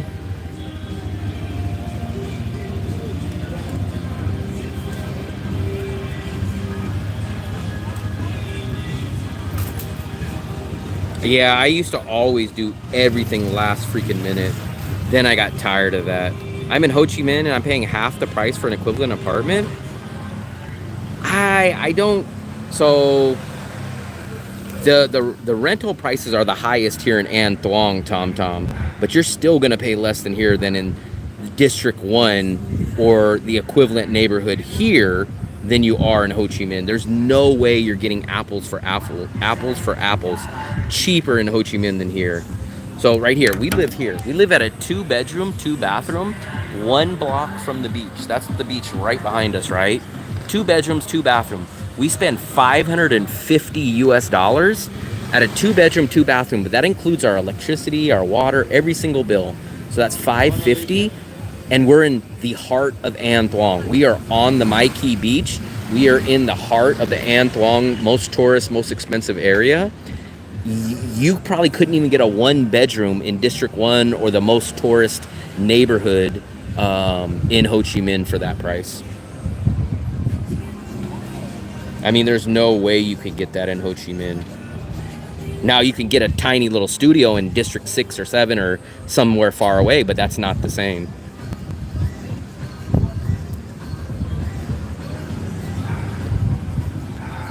But you'll get much better value and bang for your buck in Da Nang than Ho Chi Minh for sure.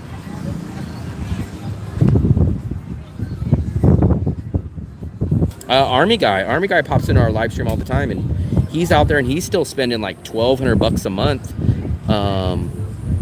for all of his bills, and he's in a studio. I don't even think he's in a 1-bedroom.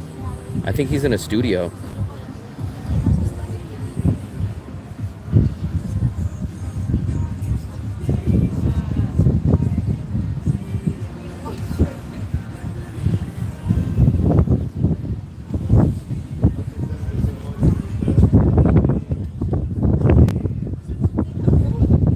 Since you provide bank information for your returns, could they? I guess technically they could have, but there was never any fee that they ever showed me. I'll try to check my bank account in a minute. 0055750000. I'll check it. Give me 1 second. 00557. 1-bedroom near me, $2,000 a month. Damn. The cost of living in Ho Chi Minh is obviously more expensive. Well, that's what I'm saying. So you could leave Ho Chi Minh and get a much better quality place in Da Nang. Because I think, unless I read your message wrong, in Ho Chi Minh, I am paying half the price for an equivalent apartment. So the way that I read that is you're saying you're paying half as much as what it cost in Da Nang to live in Ho Chi Minh, but that's not possible. Let me check my bank statement.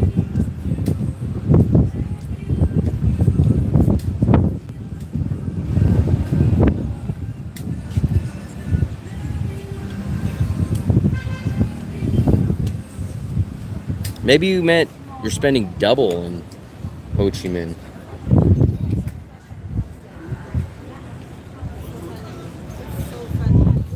I'm checking my bank statement.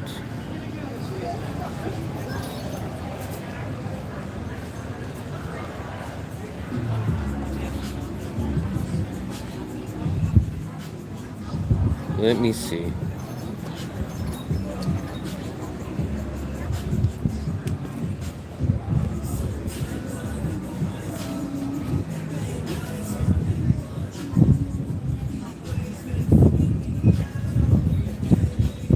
No, I don't have any charges. I only have returns, but I don't have any charge. I'm going back all the way to I don't have any charge. I don't have any charge on my rent's cheaper. I disagree. So we eat dinner here. I think you missed our dinner stream, but we just ate bonet, and my girlfriend had chicken and rice at a sit-down restaurant, and we spent 70,000 total for both of our dinners combined. So mine was I'm sorry, 80,000. Mine was 40,000 for steak and eggs, bonet. Tomorrow we're gonna go eat dinner probably at our local place. I'll get beef, rice, and a fried egg. That costs 30,000.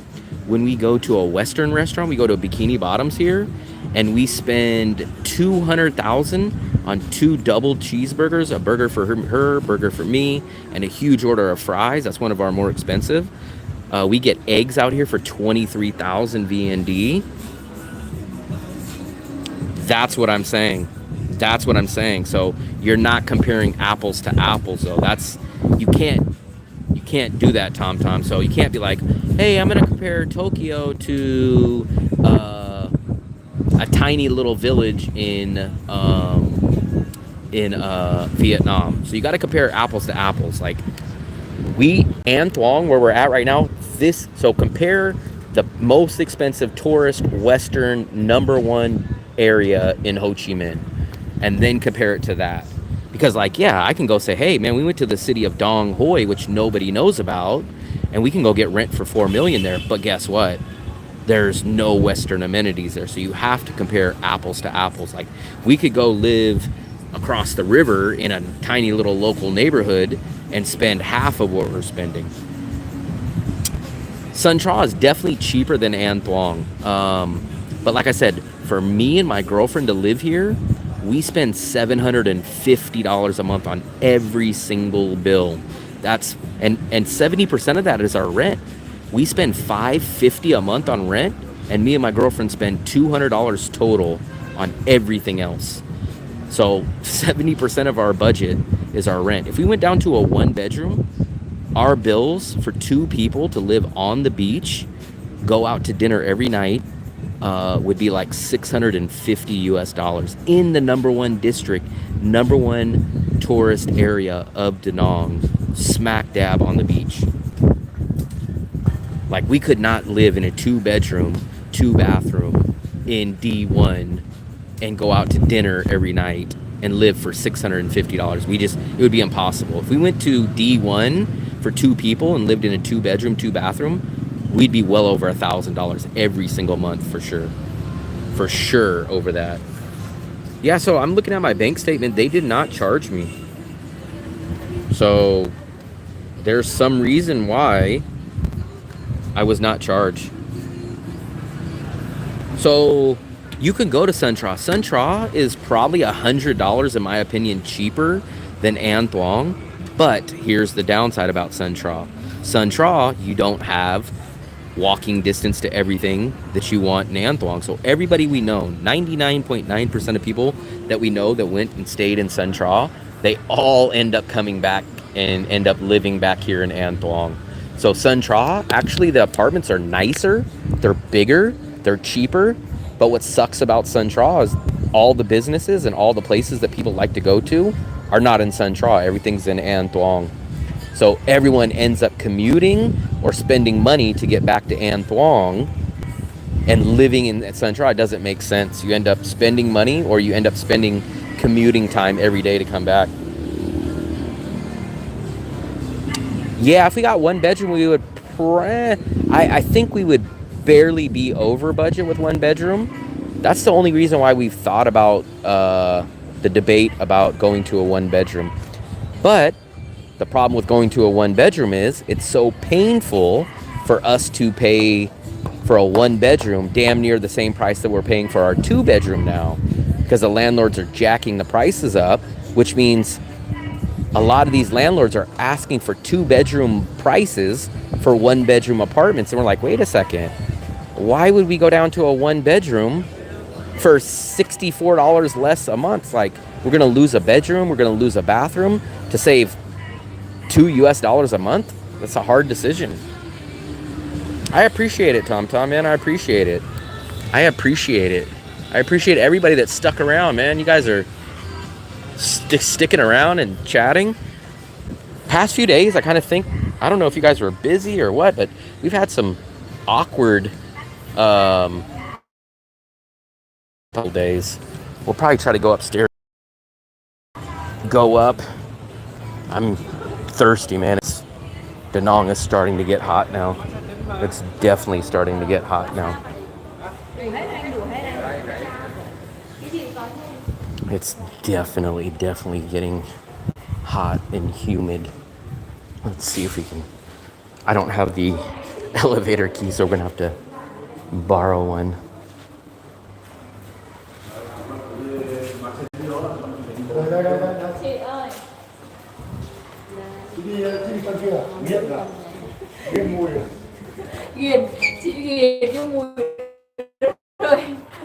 Oh, we're all going to the same floor. I guess these are our neighbors. What's up, bro?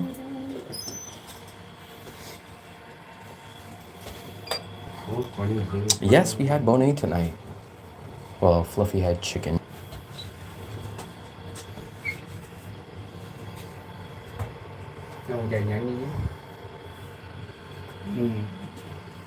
What do you guys think about the shorts? Fluffy hates these shorts. These are my whole Miami shorts or Hawaiian shorts.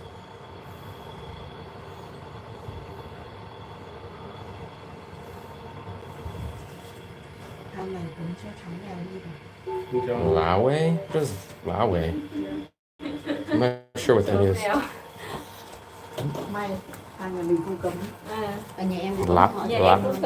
Laue? I'm not sure what that is.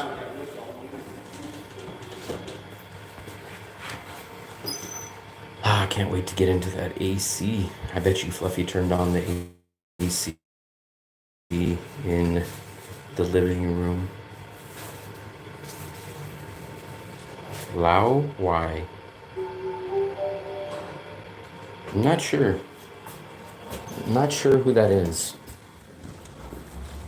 It even feels cooler up here. Man, it's starting to get humid. It is definitely starting to get humid. Chinese for foreigner? That is foreigner. We're not in China, we're in Vietnam.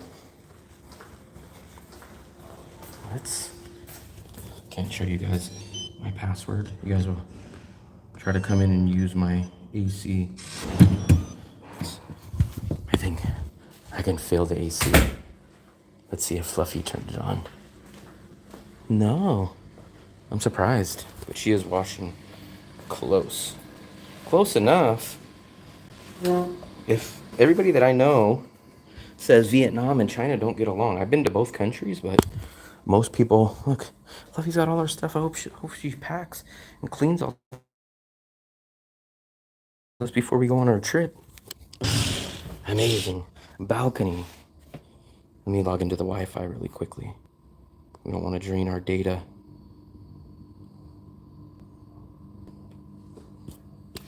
There we go. Need to go to that link for the free state, Fed under AGI. So I know so I didn't get charged anything. I looked at my bank account and there was not any fee that was taken out. Look at this. There's our towels that I guess are being dried. There's our living room and our kitchen. So you guys would not. So what I was speaking about is this amazing view. This is our living room. This is our kitchen. This is our first bedroom, right? This is our spare bedroom. We'll be packing tomorrow for our trip. And this is my bathroom. So here's my bathroom. My AGI was very low. I only worked a month and a half in the USA. I left the USA in February of last year. Oh, I was gonna open up this door. You guys will have to close your eyes because Fluffy's taking a shower through the glass. But this is our bedroom. So this is our bedroom that has the awesome view up here too. Our bedroom. There's Fluffy's bathroom over here. And this is $550, all utilities included. So there's no electricity that we got to pay, none of that. So everything is included. $550 for this place. So we paid the landlord $550 at the beginning of the month. No matter how much AC we use, no matter how much we don't use, it's all included. $550 to be 1 block from the beach in the An Thuong heart of Da Nang. You could not get this kind of place in Ho Chi Minh at that price. It probably was free because of that. So it might have been based on the thing. But when I asked AI, I said, if you make less money, does it cost? And it said everybody had to cost. So something, I don't know. Yes. Yeah, Vietnam. So I don't know enough, but everyone will say that Vietnam likes Trump because he fights against China.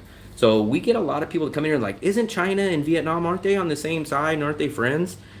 And we hear that Vietnam and China do not really get along. So not sure, but that's what we hear. There's the GoPro that I shoot all my videos with, and I will have to edit. So just in case, oh, I can't show it to you guys because I can't show that top secret video that I'm hopefully going to be done with in the afternoon of tomorrow. Oh, I got to get up early for UFC and then hopefully edit that video and put that up.